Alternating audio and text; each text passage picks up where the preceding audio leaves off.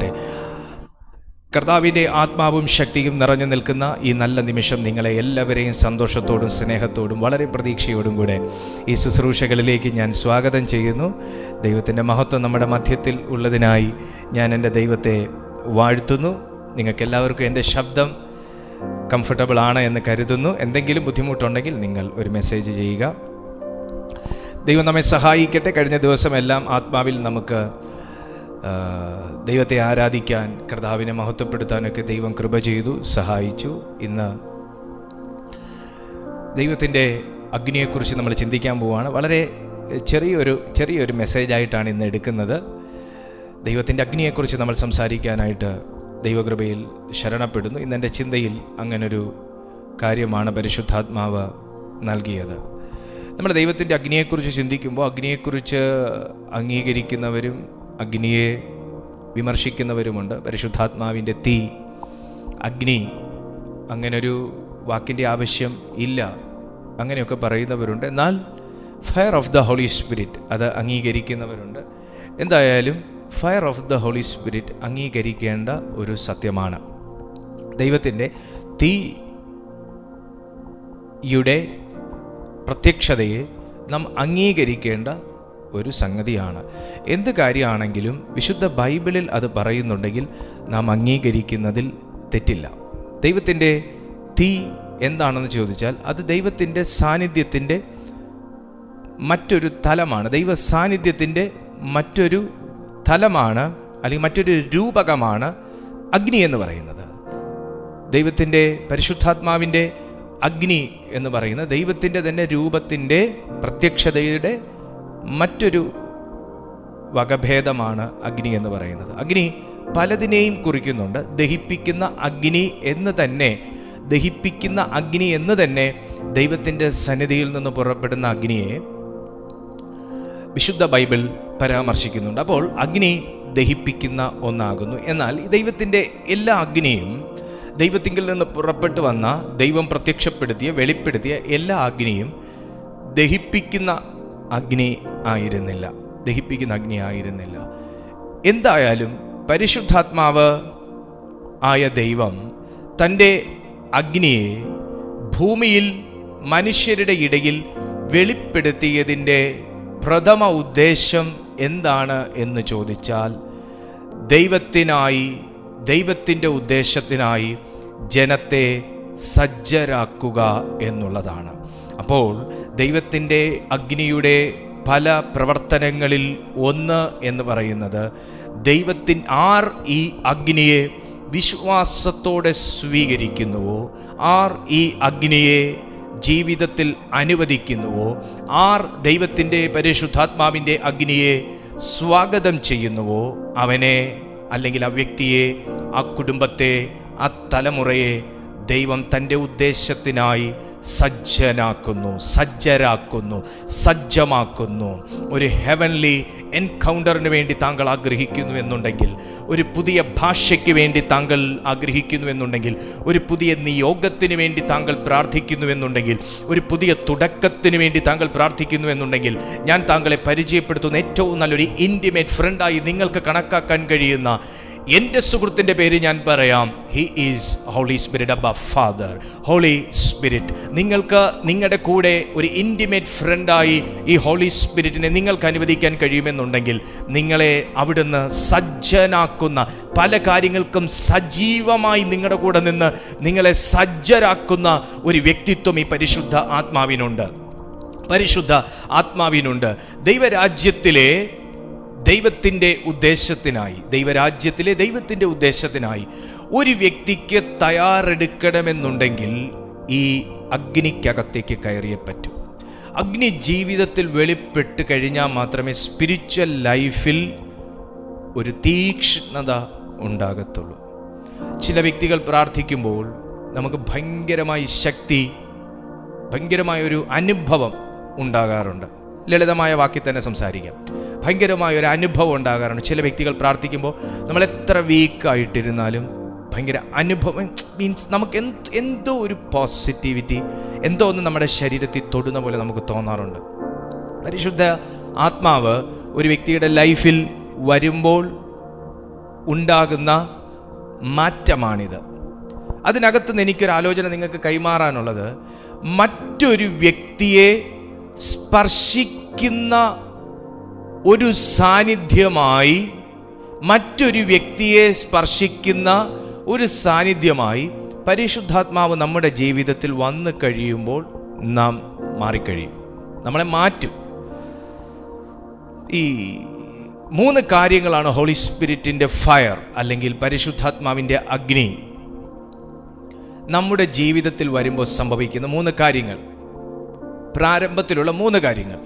1, പരിശുദ്ധാത്മാവിൻ്റെ അഗ്നി നമ്മുടെ ജീവിതത്തിൽ വെളിപ്പെടുമ്പോൾ അതിനെ നമുക്ക് സാന്നിധ്യം എന്ന് പറയാം, പ്രസൻസ്, സാന്നിധ്യം എന്ന് പറയാം.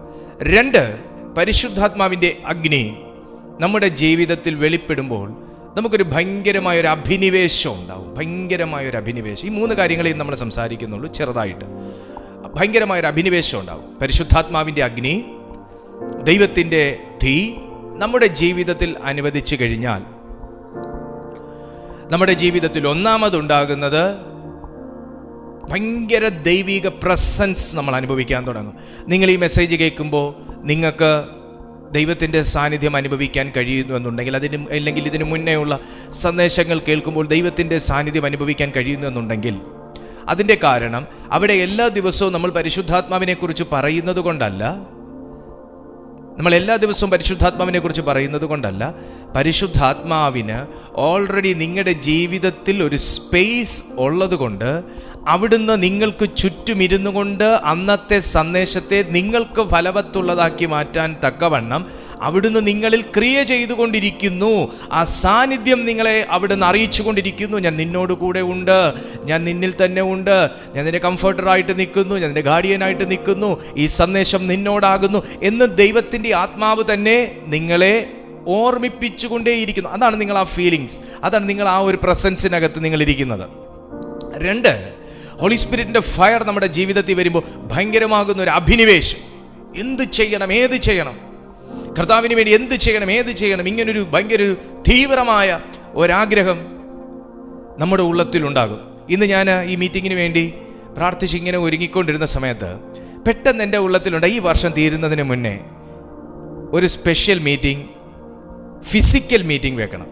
ഒരു ഓഡിറ്റോറിയം ബുക്ക് ചെയ്ത് നമ്മുടെ ഓൺലൈനിൽ ഒരു പരസ്യം കൊടുത്ത് ഒരു 1, 2, 3 മാസം മുന്നേ അതിൻ്റെ ഒരു ആഡ് കൊടുത്ത് താല്പര്യമുള്ള ജനത്തെ ഏത് രാജ്യത്തു നിന്നാണെങ്കിലും ഏത് പട്ടണത്തിലുള്ളവർക്കാണെങ്കിലും സ്വാഗതം പറഞ്ഞ് ഒരു ഹോളി സ്പിരിറ്റ് എൻകൗണ്ടറിന് ആഗ്രഹിക്കുന്ന ദൈവമക്കളെ, ഒരു ശുശ്രൂഷയ്ക്ക് വേണ്ടി ആഗ്രഹിക്കുന്ന ദൈവമക്കളെ, ദൈവത്തിൻ്റെ തീക്കകത്ത് അവരെ ഒന്ന് കണക്ട് ചെയ്യാൻ, ഒരു മീഡിയേറ്ററായിട്ട് നിൽക്കാൻ ഒരു മീറ്റിംഗ് വെക്കണം എന്നിങ്ങനൊരു ദാഹം. അപ്പോൾ കറക്റ്റായി ഞാനിപ്പോൾ ഇത് പറഞ്ഞു വന്നപ്പോൾ എനിക്കത് അന്നേരം പെട്ടെന്ന് ഓർമ്മ വന്നുകൊണ്ട് ഞാൻ പറഞ്ഞതാണ് കേട്ടോ. ഞാൻ ആഗ്രഹിച്ചു, ഞാൻ എന്തായാലും പറയാം, എൻ്റെ ഒരു ആഗ്രഹം ഇതാണ്, ഈ 2025 എങ്കിലും ആ മീറ്റിംഗ്, ഞാൻ ഇന്നുവരെ ഫിസിക്കൽ മീറ്റിംഗ് ചെയ്തിട്ടില്ല, ഓൺലൈൻ മീറ്റിങ്ങേ ചെയ്തിട്ടുള്ളൂ, ഫിസിക്കൽ മീറ്റിംഗ്സ് അത് ചെയ്തിട്ടില്ല. അതൊരു ചലഞ്ചാണ്. അതൊറ്റ കാര്യമേ ഉള്ളൂ, ആദ്യം ഒരു ഇതേ ഉള്ളൂ, അതൊരു ഹോളി സ്പിരിറ്റിന് വേണ്ടിയിട്ടുള്ള ഒരു മീറ്റിംഗ് ആയിരിക്കും. അത് കഴിഞ്ഞിട്ടേ ഞാൻ പിന്നെ വേറെ ഏത് മീറ്റിങ്ങും വെക്കത്തുള്ളൂ. പിന്നെ ഹീലിംഗ് മിനിസ്ട്രി വെക്കുമായിരിക്കും, പ്രൊഫറ്റിക്കൽ മിനിസ്ട്രി വെക്കുമായിരിക്കും, ഇമ്പാർട്ടേഷൻ എന്ത് വെക്കുമായിരിക്കും. പക്ഷെ ആദ്യം ഹോളി സ്പിരിറ്റ് ഇമ്പാർട്ടേഷന് വേണ്ടിയിട്ടുള്ള, പരിശുദ്ധാത്മാവിനാൽ ഒരു ജനം പിടിക്കപ്പെട്ടാലേ വേറെ ഏതിനകത്ത് ഒരു മനുഷ്യന് നിൽക്കാനൊക്കത്തുള്ളൂ. ഹല്ലേലൂയ. അപ്പം അങ്ങനെ ഒരു മീറ്റിംഗ് ഫസ്റ്റ് വെക്കണം എന്ന് ഞാൻ ഇങ്ങനെ ആഗ്രഹിച്ചു. ഞാൻ പ്രാർത്ഥിച്ച് ദൈവം ഒരു നിയോഗം തരുന്ന പക്ഷേ ഞാൻ ഇടും, ആ ഒരു അറിയിപ്പ് ഞാൻ തരും, നിങ്ങൾ വരണം. ഏത് രാജ്യത്തിൽ നിന്നാണെങ്കിൽ ഒരു മോർണിംഗ് മീറ്റിംഗ് ആയിരിക്കും അത്. നിങ്ങൾക്ക് എവിടെ നിന്ന് വന്നാലും തിരിച്ചു പോകാൻ പറ്റുന്ന രീതിയിലുള്ള സംവിധാനം ഉണ്ടാക്കുക. അല്ലെങ്കിൽ നമുക്ക് ഇവിടെ നമുക്ക് അതിനുള്ള എല്ലാ അക്കോമഡേഷനും ഒരുക്കാം. വരാൻ താല്പര്യമുള്ളവർക്ക് സ്വാഗതം. ഫ്രീ ആയിരിക്കും, ഒരു രജിസ്ട്രേഷനും ഇല്ല, ഒന്നുമില്ല, ഒരു പൈസ ചിലവില്ല. നിങ്ങൾക്ക് വരുന്ന ഒരു വണ്ടിക്കൂലി മാത്രമല്ല, ഇല്ലാത്തവർ പറഞ്ഞാൽ ഞാൻ അങ്ങോട്ട് തരാം. വരിക, നിങ്ങൾ ആ ദൈവസാന്നിധ്യം അനുഭവിക്കുക. അത്രയേ ഉള്ളൂ എൻ്റെ ഉദ്ദേശം. ആമേൻ. ഇത്ര പേർക്ക് സന്തോഷമുണ്ട്. ദൈവം ചെയ്യുന്നേ, കർത്താവ് അതൊക്കെ ചെയ്യും. ഒരുവൻ ദൈവ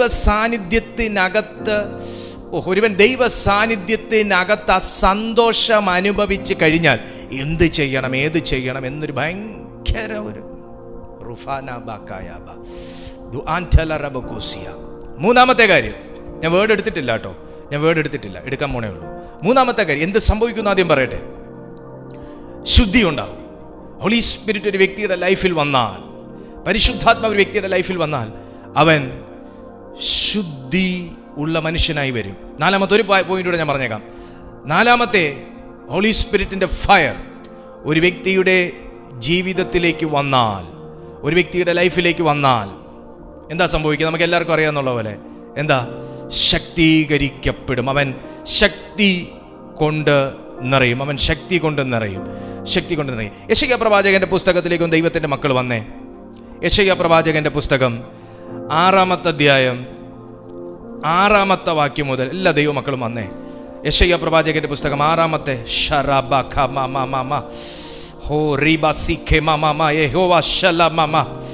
6-ാമത്തെ അധ്യായം അതിൻ്റെ 6-ാമത്തെ വാക്യത്തിലേക്ക് വന്നേ. അപ്പോൾ ഞാൻ 4 മുതൽ 1 വായിച്ചോട്ടെ, എൻ്റെ കണ്ണിൽ അത് വെട്ടു.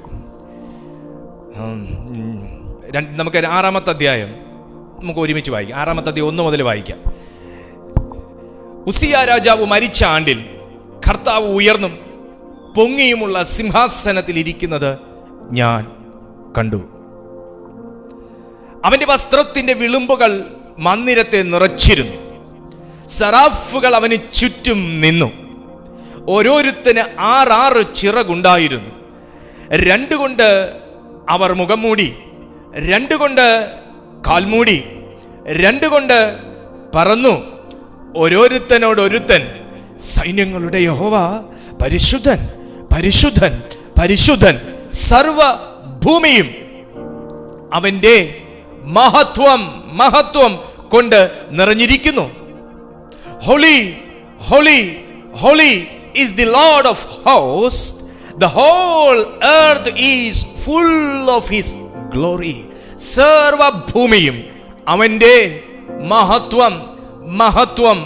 മഹത്വം കൊണ്ട് നിറഞ്ഞിരിക്കുന്നു. പരിശുദ്ധൻ, പരിശുദ്ധൻ, പരിശുദ്ധൻ എന്ന നാമമുള്ള സൈന്യങ്ങളുടെ ദൈവമായ യഹോവയുടെ മഹത്വം കൊണ്ട് ഭൂമി മുഴുവനും നിറഞ്ഞിരിക്കുന്നു. ഭൂമി മുഴുവൻ നിറഞ്ഞിരിക്കുന്ന ദൈവത്തിന്റെ മഹത്വം എവിടെ നിന്ന് വരുന്നു? തൻ്റെ ആത്മാവിൽ നിന്ന് വരുന്നു. ദൈവത്തിന്റെ മഹത്വം എവിടെയുണ്ടോ അവിടെ ദൈവമുണ്ട്, അല്ലേ? ദൈവത്തിന്റെ മഹത്വം എവിടെയുണ്ടോ അവിടെ ദൈവമുണ്ട്. എൻ്റെ ശബ്ദം എവിടെ ഉണ്ടോ ആ പരിസരത്ത് എവിടെയോ ഞാനുണ്ട് എന്ന് പറയുന്നത് പോലെയാണ് ദൈവത്തിൻ്റെ മഹത്വം എവിടെയുണ്ടോ അവിടെ ദൈവമുണ്ട്. ദൈവമുള്ളിടത്ത് തൻ്റെ പരിശുദ്ധ റൂഹുണ്ട്. പരിശുദ്ധ റൂഹുണ്ടെങ്കിലേ ദൈവം ഉണ്ടാവത്തുള്ളൂ. സർവഭൂമിയും അവിടുത്തെ മഹത്വം കൊണ്ട് നിറഞ്ഞിരിക്കുന്നു. അർത്ഥം, ഒരു ഭൂമിയിൽ ദൈവത്താൽ എന്തൊന്ന് സംഭവിക്കുന്നു എന്നുണ്ടെങ്കിലും ആ ഇടത്ത് ദൈവത്തിന്റെ മഹത്വം വെളിപ്പെടുത്താൻ ആഗ്രഹിക്കുന്നത് കൊണ്ട് തന്നെയാണ് അത് സംഭവിക്കുന്നത്. അത് ദൈവത്തിന്റെ സന്നിധിയിൽ വർഷിപ്പ് ചെയ്യുന്ന സാറാഫുകൾ പറയുകയാണ്, അവൻ പരിശുദ്ധൻ, അവൻ പരിശുദ്ധൻ, അവിടുന്ന് പരിശുദ്ധൻ. ഒരുത്തൻ മറ്റൊരു ദൂതനോട് പറയുന്നു, സറാഫ് മറ്റൊരു സാറാഫിനോട് പറയുന്നു, അദ്ദേഹം മറ്റൊരു വ്യക്തിയോട് പറയുന്നു, പരിശുദ്ധൻ, പരിശുദ്ധൻ, പരിശുദ്ധൻ. ഒരു ദൈവശബ്ദം ഞാൻ അറിയിക്കാം. ആരാധിക്കുന്ന ദൈവത്തിന്റെ മഹത്വത്തെ അറിയുന്ന ഒരു മനുഷ്യനെങ്കിലും, ഒരു ദൂതനെങ്കിൽ പോലും അടങ്ങിയിരിക്കാൻ കഴിയത്തില്ല എന്ന് തിരുവെഴുത്ത് തന്നെ വ്യക്തമാക്കുന്നു. ദൈവത്തിന്റെ സന്നിധിയിൽ മഹത്വം കണ്ടുകൊണ്ടിരിക്കുന്ന ദൂതന്മാർക്ക് അടങ്ങിയിരിക്കാൻ കഴിയുന്നില്ല എന്നുണ്ടെങ്കിൽ ദൂതന്മാർക്ക് വെളിപ്പെടാത്ത പല കാര്യങ്ങളും ദൈവം സ്നേഹിക്കുന്ന മനുഷ്യന് വെളിപ്പെടുത്തി തന്നുകൊണ്ടിരിക്കുമ്പോൾ അവിടുത്തെ പരിശുദ്ധിയിൽ നിന്ന്, അവിടുത്തെ ഗ്ലോറിയിൽ നിന്ന്, അവിടുത്തെ ആത്മസമ്പന്നതയിൽ നിന്ന് എനിക്കും താങ്കൾക്കും ഇത് വെളിപ്പെടുത്തി തന്നുകൊണ്ടിരിക്കുമ്പോൾ ദൂതന്മാർ അടങ്ങിയിരിക്കുന്നില്ല എങ്കിൽ നമ്മൾ എത്രയധികം നമ്മുടെ ദൈവത്തെ കുറിച്ച് മറ്റൊരു വ്യക്തിയോട് പറയണം. ദൈവശബ്ദം താങ്കളിലേക്ക് വീഴുന്നു. ഇന്നു മുതൽ ഈ സന്ദേശം എൻഡ് ചെയ്യുന്നതിന് മുൻപേ ഒരു വ്യക്തിയോടെങ്കിലും സുവിശേഷം പറയാൻ, ആത്മാവിൽ കൈമാറാൻ, ആത്മാവിൽ അവർക്ക് വേണ്ടി ഒന്ന് പ്രാർത്ഥിക്കാൻ, ആത്മാവിൽ ദൈവത്തെക്കുറിച്ചൊരു സാക്ഷ്യം പറയാൻ ദൈവം നിന്റെ ആദരത്തെ തൊടും. In Jesus' name. എന്താണ് അതിനുള്ള തെളിവ്? 4-ാമത്തെ വാക്യം, അവർ ആർക്കുന്ന ശബ്ദത്താൽ ഉമ്മരപ്പടികളുടെ അടിസ്ഥാനങ്ങൾ കുലുങ്ങി ആലയം പുക കൊണ്ട് നിറഞ്ഞു. അതെന്താ? എല്ലാ ദൂതന്മാരും ആരാധിക്കുമ്പോൾ സംഭവിക്കുമോ? സംഭവിക്കും. എല്ലാ മനുഷ്യരും ആരാധിക്കുമ്പോൾ സംഭവിക്കുമോ? സംഭവിക്കാം, അങ്ങനെ പറയാൻ പറ്റൂ. മറ്റവർ ആരാധിക്കുമ്പോൾ സംഭവിക്കും. കാരണം അവരെന്നാ അറിഞ്ഞാരാധിക്കുന്നവനാ. ഞാനൊരു ദൈവശബ്ദം താങ്കളോട് കൈമാറട്ടെ, എൻ്റെ ഒരു അഭിപ്രായമായിട്ട് തന്നെ പറയാം. പ്രസംഗിക്കുന്നെങ്കിൽ ദൈവസാന്നിധ്യം അറിഞ്ഞ് പ്രസംഗിക്കണം. പ്രവചിക്കുന്നെങ്കിൽ ദൈവസാന്നിധ്യം അനുഭവിച്ച് പ്രവചിക്കണം. പാടുന്നെങ്കിൽ ദൈവമഹത്വം അറിഞ്ഞു പാടണം. ദൈവത്തെക്കുറിച്ച് പറയുന്നെങ്കിൽ, പ്രാർത്ഥിക്കുന്നെങ്കിൽ ദൈവസാന്നിധ്യം അറിഞ്ഞ് പ്രാർത്ഥിക്കണം. ഈ അറിഞ്ഞു പ്രാർത്ഥിക്കുന്നതും ആർക്കാനും വേണ്ടി പ്രാർത്ഥിക്കുന്നതും അറിഞ്ഞു പ്രസംഗിക്കുന്നതും കാര്യം നടത്താൻ വേണ്ടി അല്ലെങ്കിൽ സമയം തീർക്കാൻ വേണ്ടി പ്രസംഗിക്കുന്നതും ആരും അങ്ങനെ ഇല്ല. ഞാൻ പറഞ്ഞതാ, രണ്ടും രാവും പകലും പോലെ വ്യത്യാസമുണ്ട്. ഇവരാരാധിച്ചപ്പോ, ഈ ദൂതന്മാർ സറാഫുകൾ ആരാധിച്ചപ്പോ ഉമ്മറപ്പടി കുലുങ്ങാൻ വേണ്ടി ആരാധിച്ചതല്ല, പക്ഷെ ആരാധിച്ചപ്പോ കുലുങ്ങി. ഇവരാരാധിച്ചപ്പോ ആലയത്തിനകത്ത് പുക ഇറങ്ങാൻ വേണ്ടി ആരാധിച്ചല്ല, പക്ഷേ ഇവർ ആരാധിച്ചപ്പോ മഹത്വം കൊണ്ട് പുക മഹത്വത്തെ കാണിക്കുന്നു. ദൈവത്തിന്റെ മഹത്വം കൊണ്ട് നിറഞ്ഞു. അങ്ങനെ ആണെങ്കിൽ ഇത് നമ്മുടെയും ജീവിതത്തിൽ സംഭവിക്കാവുന്ന ഒരു നിഴലിനെ കുറിച്ചാണ്, നമ്മുടെ ജീവിതത്തിൽ സംഭവിക്കാവുന്ന ഒരു പൊരുളിനെ കുറിച്ച് സംസാരിക്കുന്ന ഒരു നിഴലാണ് ഈ ഒരു കാര്യം. എൻ്റെ വീടിനകത്തും ദൈവം പരിശുദ്ധൻ, ദൈവം പരിശുദ്ധൻ, ദൈവം പരിശുദ്ധൻ എന്ന് ഞാൻ 10 വട്ടം പറയുമ്പോൾ പരിശുദ്ധ റൂഹിന്റെ സാന്നിധ്യം എൻ്റെ വീടിനകത്ത് ഇറങ്ങിക്കഴിഞ്ഞാൽ ഞാൻ ചിലതൊന്ന് ഇളകാൻ വേണ്ടി പ്രാർത്ഥിക്കേണ്ടെന്നേ, ഞാൻ ചിലതൊന്ന് ഇളകാൻ വേണ്ടി ഉപവസിക്കേണ്ടെന്നേ, ഞാൻ ചിലതൊന്നും കുലുങ്ങാൻ വേണ്ടി ദൈവസന്നിധി കിടന്ന് ഉരുളണ്ടെന്നേ, ഞാൻ ആരാധിക്കുമ്പോൾ തന്നെ കെട്ടുകൾ അഴിഞ്ഞു തുടങ്ങും.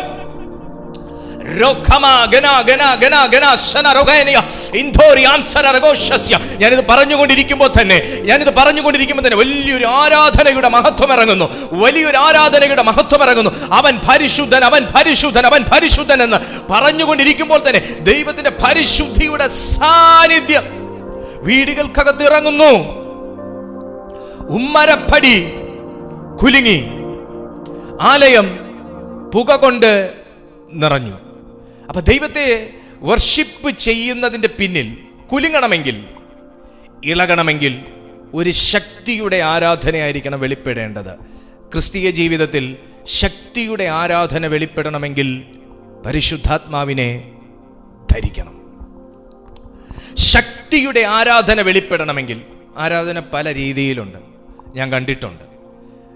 ഞങ്ങൾ ചർച്ചിലൊക്കെ ശുശ്രൂഷിക്കുന്ന സമയം ചിലരെന്ന് പറഞ്ഞാൽ നമ്മുടെ വായിൽ നിന്ന് എന്തെങ്കിലും ഒന്ന് വിശ്വാസത്തിൻ്റെ ഒരു വേർഡ് വീഴുമ്പോൾ തന്നെ അവർ ശക്തിയോടെ അതിനെ സ്വീകരിക്കുന്ന കണ്ടിട്ടുണ്ട്. ചിലര് അവർ തന്നെ അവരെ ഇങ്ങനെ കുലുക്കിയിരിക്കുന്നതും കണ്ടിട്ടുണ്ട്. കാണുന്ന കാര്യം പറയുന്ന കേട്ടോ. ചിലർക്കെന്ന് പറഞ്ഞാൽ ഒരു ഭയങ്കര വാഞ്ചയാണ്, അവരുടെ ജീവിതത്തിലേക്ക് ഇറങ്ങി നോക്കിക്കഴിഞ്ഞാൽ വല്ലാത്ത രീതിയിൽ വിണ്ടുകീറിയ അനുഭവമായിരിക്കും, പക്ഷെ ഭയങ്കര ദൈവസ്നേഹമായിരിക്കും. ചിലരെന്ന് പറഞ്ഞാൽ നമ്മൾ ചെന്ന് കുലുക്കിയാലും കുലുങ്ങാത്ത പാറയെ പോലെ അതങ്ങനെ ഇരിക്കും. അവർക്കതൊന്നും വലിയ താല്പര്യമില്ല.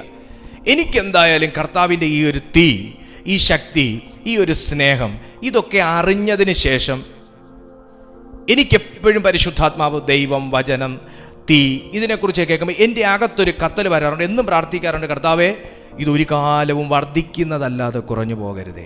ജീവിതത്തിൽ അനുഗ്രഹിക്കപ്പെടണമെങ്കിൽ, ക്രിസ്തീയ ജീവിതത്തിനകത്ത് നമുക്കൊരു ഉയർച്ച ഉണ്ടാകണമെങ്കിൽ, ദൈവത്തെ നമ്മൾ തള്ളിപ്പറയാതിരിക്കണമെങ്കിൽ, ദൈവത്തെക്കുറിച്ച് നമുക്കൊരു ബോധ്യം ഉണ്ടാകണമെങ്കിൽ, നമ്മുടെ ലൈഫിൽ ദൈനംദിനം അനുഭവിക്കുന്ന ശക്തി പരിശുദ്ധാത്മാവിൽ നിന്നായിരിക്കണം.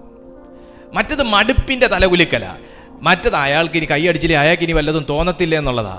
നമുക്ക് അടിക്കാൻ തോന്നത്തില്ലെങ്കിൽ ഇനി അയാൾ വല്ലതും വിചാരിക്കത്തില്ല, ഒന്ന് അടിച്ചു വിട്ടേക്കാന്നോർത്ത് നമ്മൾ തട്ടുന്നത്. അതൊക്കെ തികഞ്ഞ ഡ്രാമയാണ്.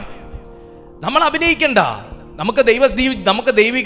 നമ്മൾ അഭിനയിക്കാതെ ജീവിക്കേണ്ട ഒരൊറ്റ സ്ഥലമാണ് യേശു ദൈവത്തിൻ്റെ മുമ്പിൽ, കർത്താവിൻ്റെ മുമ്പിൽ. നമ്മൾ അഭിനയിക്കരുത്. അഭിനയിച്ച് ആരെ ബോധ്യപ്പെടുത്താനാ? ഹല്ലേലൂയ. എല്ലാറ്റിനും വളരെ ക്ലിയർ ആയിട്ട് വിശുദ്ധ ബൈബിൾ രേഖപ്പെടുത്തുന്നുണ്ട്. ദൈവ സാന്നിധ്യം അനുഭവിക്കുമ്പോൾ അറിയാതെ സാറാഫുകൾ കുലുങ്ങാനും പടിയിളകാനും വേണ്ടി ആരാധിച്ചതല്ല, പക്ഷെ ആരാധിച്ചപ്പോൾ ഇളകി. ആരാധിച്ചപ്പോൾ ദൈവത്തിന്റെ മഹത്വം പുക പോലെ ആലയത്തിനകത്ത് നിറഞ്ഞു. 6:7 നിങ്ങളൊന്ന് വായിച്ചേ. അപ്പോൾ സാറാഫുകളിൽ ഒരുത്തൻ, 6-ാമത്തെ അധ്യായം യെശയ്യാ പ്രവാചകന്റെ പുസ്തകം 6-ാമത്തെ അധ്യായം 6-ാമത്തെ വാക്യം. അപ്പോൾ സാറാഫുകളിൽ ഒരുത്തൻ യാഗപീഠത്തിൽ നിന്ന് കൊടിൽ കൊണ്ട് ഒരു തീക്കനലെടുത്ത് കയ്യിൽ പിടിച്ചുകൊണ്ട് എൻ്റെ അടുക്കൽ പറന്നു വന്നു. അത് എൻ്റെ വായ്ക്ക് തൊടുവിച്ചു. അതെൻ്റെ വായ്ക്ക് തൊടുവിച്ചു. അതെൻ്റെ വായ്ക്ക് തൊടുവിച്ചു. യെശയ്യാ പ്രവാചകന്റെ അധരത്തെ ശുദ്ധീകരിക്കുന്ന ഒരു കനൽ, ഒരു തീയായി ദൈവത്തിൻ്റെ പരിശുദ്ധ ആത്മാവിനെ അവിടെ കാണിക്കുന്നു. അതെൻ്റെ വായ്ക്ക് തൊടുവിച്ചു. ഇത് നിന്റെ അധരങ്ങളെ തൊട്ടതിനാൽ നിന്റെ അകൃത്യം നീങ്ങി, നിന്റെ പാപത്തിന് പരിഹാരം വന്നിരിക്കുന്നു. നിന്റെ പാപത്തിന് പരിഹാരം വന്നിരിക്കുന്നു. അധരത്തെ ശുദ്ധീകരിക്കുന്ന ഒരു തീയായി ദൈവത്തിൻ്റെ പരിശുദ്ധാത്മാവിനെ തിരുവെഴുത്തിൽ കാണിക്കുന്നു. ഞാൻ ഇങ്ങനെയും കൂടെ അതിനകത്തുനിന്നൊരു ഭാഗം പറയാം. യേശുവിൻ്റെ നാമത്തിൽ ഒരു ശുശ്രൂഷകന് ശുശ്രൂഷാ സ്ഥാനത്തേക്ക് ഉയരണമെങ്കിൽ, അവൻ്റെ ശുശ്രൂഷയിൽ മാറ്റങ്ങൾ സംഭവിക്കണമെന്നുണ്ടെങ്കിൽ, ഒരു ദൈവ പൈതലിന് ശക്തനായി തീരണമെന്നുണ്ടെങ്കിൽ, അവൻ ദൈവത്തിൻ്റെ വൻകാര്യങ്ങളെ പ്രസ്താവിക്കണമെന്നുണ്ടെങ്കിൽ, ദൈവത്തിൻ്റെ വിശുദ്ധിയിൽ നിന്ന് ഒരു പങ്ക് നമ്മുടെ അധരത്തെ തൊട്ടിരിക്കണം. നിന്റെ അധരം സാധാ കാര്യം പറയുന്നതിൽ നിന്ന് സ്വർഗീയ വൻകാര്യങ്ങളെ പ്രസ്താവിക്കാൻ അതിനാൽ സാധിക്കും. നിങ്ങളുടെ അധരങ്ങൾ താഴ്ച സംസാരിക്കുന്നതിൽ നിന്ന്, പരാജയം സംസാരിക്കുന്നതിൽ നിന്ന്, അവിശ്വാസം സംസാരിക്കുന്നതിൽ നിന്ന് ഒരു പ്രവാചക അധരമായി അതിനാൽ തന്നെ മാറ്റപ്പെടും. ഇന്ന് ആരെങ്കിലും ആഗ്രഹിക്കുന്നുണ്ടെങ്കിൽ, ഈ 2025 എന്തെങ്കിലുമൊക്കെ ഒരു മാറ്റം ജീവിതത്തിൽ ആഗ്രഹിക്കുന്നുവെങ്കിൽ, വാക്കുകളിൽ ആഗ്രഹിക്കുന്നുവെങ്കിൽ പറയാ, അപ്പാ ഈ പ്രവാചക അധരത്തിൽ തൊട്ട് അതേ തീക്കണൽ സറാഫുകളിൽ ഒരുവനെ അയച്ച് എൻ്റെ അധരത്തിൽ ഒന്ന് തൊടണമേ എന്ന് പറയുന്നതോടെ നിന്റെ വായ്ക്കകത്ത് പുതുഭാഷകൾ കൊണ്ട് സ്വർഗം നിറയ്ക്കും. പുതുഭാഷകൾ കൊണ്ട് സ്വർഗം നിറയ്ക്കും. തീ തൊട്ടാൽ ഞാൻ കരുതുന്നില്ല പിന്നെ സാധാ കാര്യങ്ങൾ സംസാരിക്കാൻ പറ്റുമെന്ന്. തീ തൊട്ടാൽ നമുക്ക് പിന്നെ എപ്പോഴും നമ്മൾ ആ തീയെ കെയർ ചെയ്യുന്നവരായിരിക്കും. പുറപ്പാട് പുസ്തകം 3-ാമത്തെ അധ്യായം 1-ാമത്തെ വാക്യത്തിൽ നമുക്ക് എല്ലാവർക്കും പരിചയമുള്ള വാക്ക് കിടപ്പുണ്ട്. മോശെ മിദ്യാനിലെ പുരോഹിതനും തൻ്റെ അമ്മായിയപ്പനുമായ യിത്രോവിൻ്റെ ആടുകളെ മേയിച്ചു കൊണ്ടിരുന്നു. അവൻ ആടുകളെ മരുഭൂമിക്ക് അപ്പുറത്ത് ദൈവത്തിൻ്റെ പർവ്വതമായ ഹോറേബ് വരെ കൊണ്ടുചെന്നു. അവിടെ യഹോവയുടെ ദൂതൻ ഒരു മുൾപടർപ്പിൻ്റെ നടുവിൽ നിന്ന് അഗ്നിജ്വാലയിൽ അവന് പ്രത്യക്ഷനായി. തീ കാണുന്നൊരു സ്ഥലമാണ് ഹോറേബ് എന്ന പർവ്വതത്തിൽ മോശ ആദ്യമായിട്ട് കാണുന്ന വ്യത്യസ്തമായ ഒരു കാഴ്ച. ഞാൻ ഇങ്ങനെയും കൂടെ പറയാം. മോശ ആദ്യമായി കണ്ട വ്യത്യസ്തമായ കാഴ്ച മോശയെ ഒരു വ്യത്യസ്തനാക്കി മാറ്റി എന്നുണ്ടെങ്കിൽ, ഏതൊരു മനുഷ്യനാണോ ഈ തീയെ സംശയിക്കാതെ ഈ വ്യത്യസ്തമായ തീയെ ഒന്ന് കാണാൻ ആഗ്രഹിക്കുന്നത്, അവരുടെ ജീവിതം വ്യത്യസ്തമാക്കി തീർക്കുന്ന തീ ഇന്നും ഈ ആരാധനയുടെ മധ്യത്തിൽ ഇറങ്ങി നിൽപ്പുണ്ട്. പ്രിയപ്പെട്ട സുഹൃത്തെ, കുടുംബമേ, പ്രിയപ്പെട്ട കൂടപ്പിറപ്പേ, ഈ തീക്ക് നിങ്ങളുടെ ജീവിതത്തിൽ ഒന്ന് ഇടം കൊടുത്താൽ, ഈ കത്തിച്ച് കളയാത്ത, നമ്മെ ശുദ്ധീകരിക്കുന്ന, പ്രകാശപൂരിതമാക്കുന്ന ദൈവത്തിൻ്റെ തീക്ക് നമ്മുടെ ജീവിതത്തിൽ ഇടം കൊടുത്താൽ, അവിടുന്ന് നിങ്ങളെ വ്യത്യസ്തനാക്കി മാറ്റിയിരിക്കും. ഈ 2025 ഒരു വ്യത്യസ്തമാകുന്ന ഒരു ശുശ്രൂഷ ഈ പ്ലാറ്റ്ഫോമിനകത്ത് വെളിപ്പെട്ടിരിക്കും. ഈ 2025 വ്യത്യസ്തമാകുന്ന ശുശ്രൂഷ എൻ്റെ ജീവിതത്തിൽ വെളിപ്പെട്ടിരിക്കും. എത്ര പേർക്ക് അതിന് ആമേൻ പറയാൻ പറ്റും? എത്ര പേർക്ക് അത് ഏറ്റു പറയാൻ പറ്റും? നിങ്ങളുടെ ജീവിതത്തിൽ ഒരു വ്യത്യസ്തമായ അനുഭവം, വ്യത്യസ്തമായ ദൈവതലങ്ങളിൽ കയറിയാലേ സാധ്യമാകത്തുള്ളൂ. നിങ്ങളുടെ ജീവിതത്തിൽ വ്യത്യസ്തമായ ഒരു വിശ്വാസം, വ്യത്യസ്തമാകുന്ന ദൈവതലങ്ങളിൽ കയറിയാലേ മനസ്സിലാകത്തുള്ളൂ, സാധിക്കത്തുള്ളൂ. അതുകൊണ്ട് അതിന് കൊതിക്കുന്ന ആരെങ്കിലും ഉണ്ടെങ്കിൽ, അപ്പാ എൻ്റെ മേൽ തീയോ നയിക്കണമേ എന്ന് പ്രാർത്ഥിക്കുന്നുവെങ്കിൽ, ആദ്യം നിനക്കൊരു ശുദ്ധീകരണത്തിൻ്റെ അഗ്നി അവിടെ നയിക്കും. കാരണം മോശയോട് കർത്താവ് പറഞ്ഞു, നീ വരുന്നത് തീയിലേക്കാ. അപ്പോൾ നിനക്ക് തീക്കകത്തേക്ക് കയറണമെന്നുണ്ടെങ്കിൽ, മോശ, നീ നിലവിൽ ധരിച്ചിരിക്കുന്ന ചെരുപ്പ് മോനെ നീ മാറ്റണം. നീ നിൽക്കുന്നത് വിശുദ്ധ ഭൂമിയാണ്. നമ്മൾ ഈ തീയെ പരിഹസിക്കാറുണ്ട്. എനിക്ക് പേടിയുള്ളൊരു കാര്യമാണ് കേട്ടോ. നമ്മൾ തീയെ കളിയാക്കാറുണ്ട് പല രീതിയിൽ. പക്ഷെ എനിക്ക് പേടിയുള്ള കാര്യം, ദൈവത്തിൻ്റെ ഏതൊരു വശത്തെ നമ്മൾ തൊട്ടാലും നമ്മൾ പേടിക്കണം. കാരണം അടുത്ത നിമിഷം നമുക്കുള്ളതല്ല. ദൈവവും ദൈവത്തിൻ്റെ വചനവും നമ്മൾ വിശ്വസിക്കുന്ന പോലും വിശ്വസിക്കുന്നില്ല പോലും. പക്ഷേ നമ്മൾ വിരൽ ചൂണ്ടുന്നത് ദൈവത്തിന് നേരെ ആയതുകൊണ്ട് അടുത്ത നിമിഷം നമുക്കുള്ളതല്ല. ഭയപ്പെടണം. ദൈവത്തിൻ്റെ തീയെ പരിഹസിച്ചിട്ട് ആരെങ്കിലുമൊക്കെ ജീവിക്കുന്നു എന്നുണ്ടെങ്കിൽ അത് കാരുണ്യമാണ് ദൈവത്തിൻ്റെ. അതിനപ്പുറം വേറൊന്നും എനിക്ക് പറയാനില്ല. നമ്മളെപ്പോഴും നമ്മളെ ദൈവം ഇൻവൈറ്റ് ചെയ്തേക്കുന്നത് ദൈവത്തിൻ്റെ തീയിലേക്കാണ്, ദൈവത്തിൻ്റെ ആ തീക്ഷ്ണതയിലേക്ക്. ഞാൻ അങ്ങനെ പറയാം, ദൈവത്തിൻ്റെ തീക്ഷ്ണതയിലേക്കാണ്. ദൈവത്തിൻ്റെ തീക്ഷ്ണതയ്ക്കകത്തേക്കാണ് നമ്മളെ കയറ്റുന്നത്.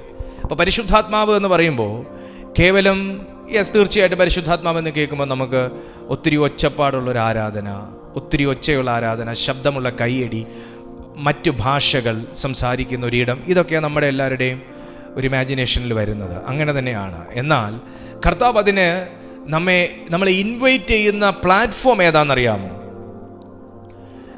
ഹോളി സ്പിരിറ്റിൻ്റെ ഒരു മീറ്റിങ്ങിൽ ദൈവം നമ്മളെ ഇൻവൈറ്റ് ചെയ്യുന്നൊരു പ്ലാറ്റ്ഫോം. ഇപ്പം ഇന്ന് നിങ്ങളെ ദൈവം ഇൻവൈറ്റ് ചെയ്തേക്കുന്ന, അപ്പം ഞാൻ അതിനൊരു തലക്കെട്ടിട്ടു എന്ന് മാത്രം. എന്നാൽ ഈ ഒരു തലക്കെട്ടിലേക്ക് നിങ്ങളെ ഇൻവൈറ്റ് ചെയ്യുന്ന ദൈവത്തിൻ്റെ അജണ്ട എന്താണെന്നറിയാവോ?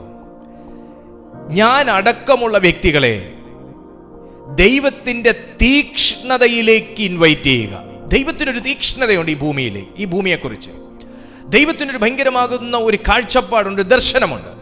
ആ തീക്ഷ്ണതയിലേക്ക് എന്നെയും താങ്കളെയും കൈപിടിച്ചുയർത്തുക. സാധാരണമായി അത് നടക്കത്തില്ല.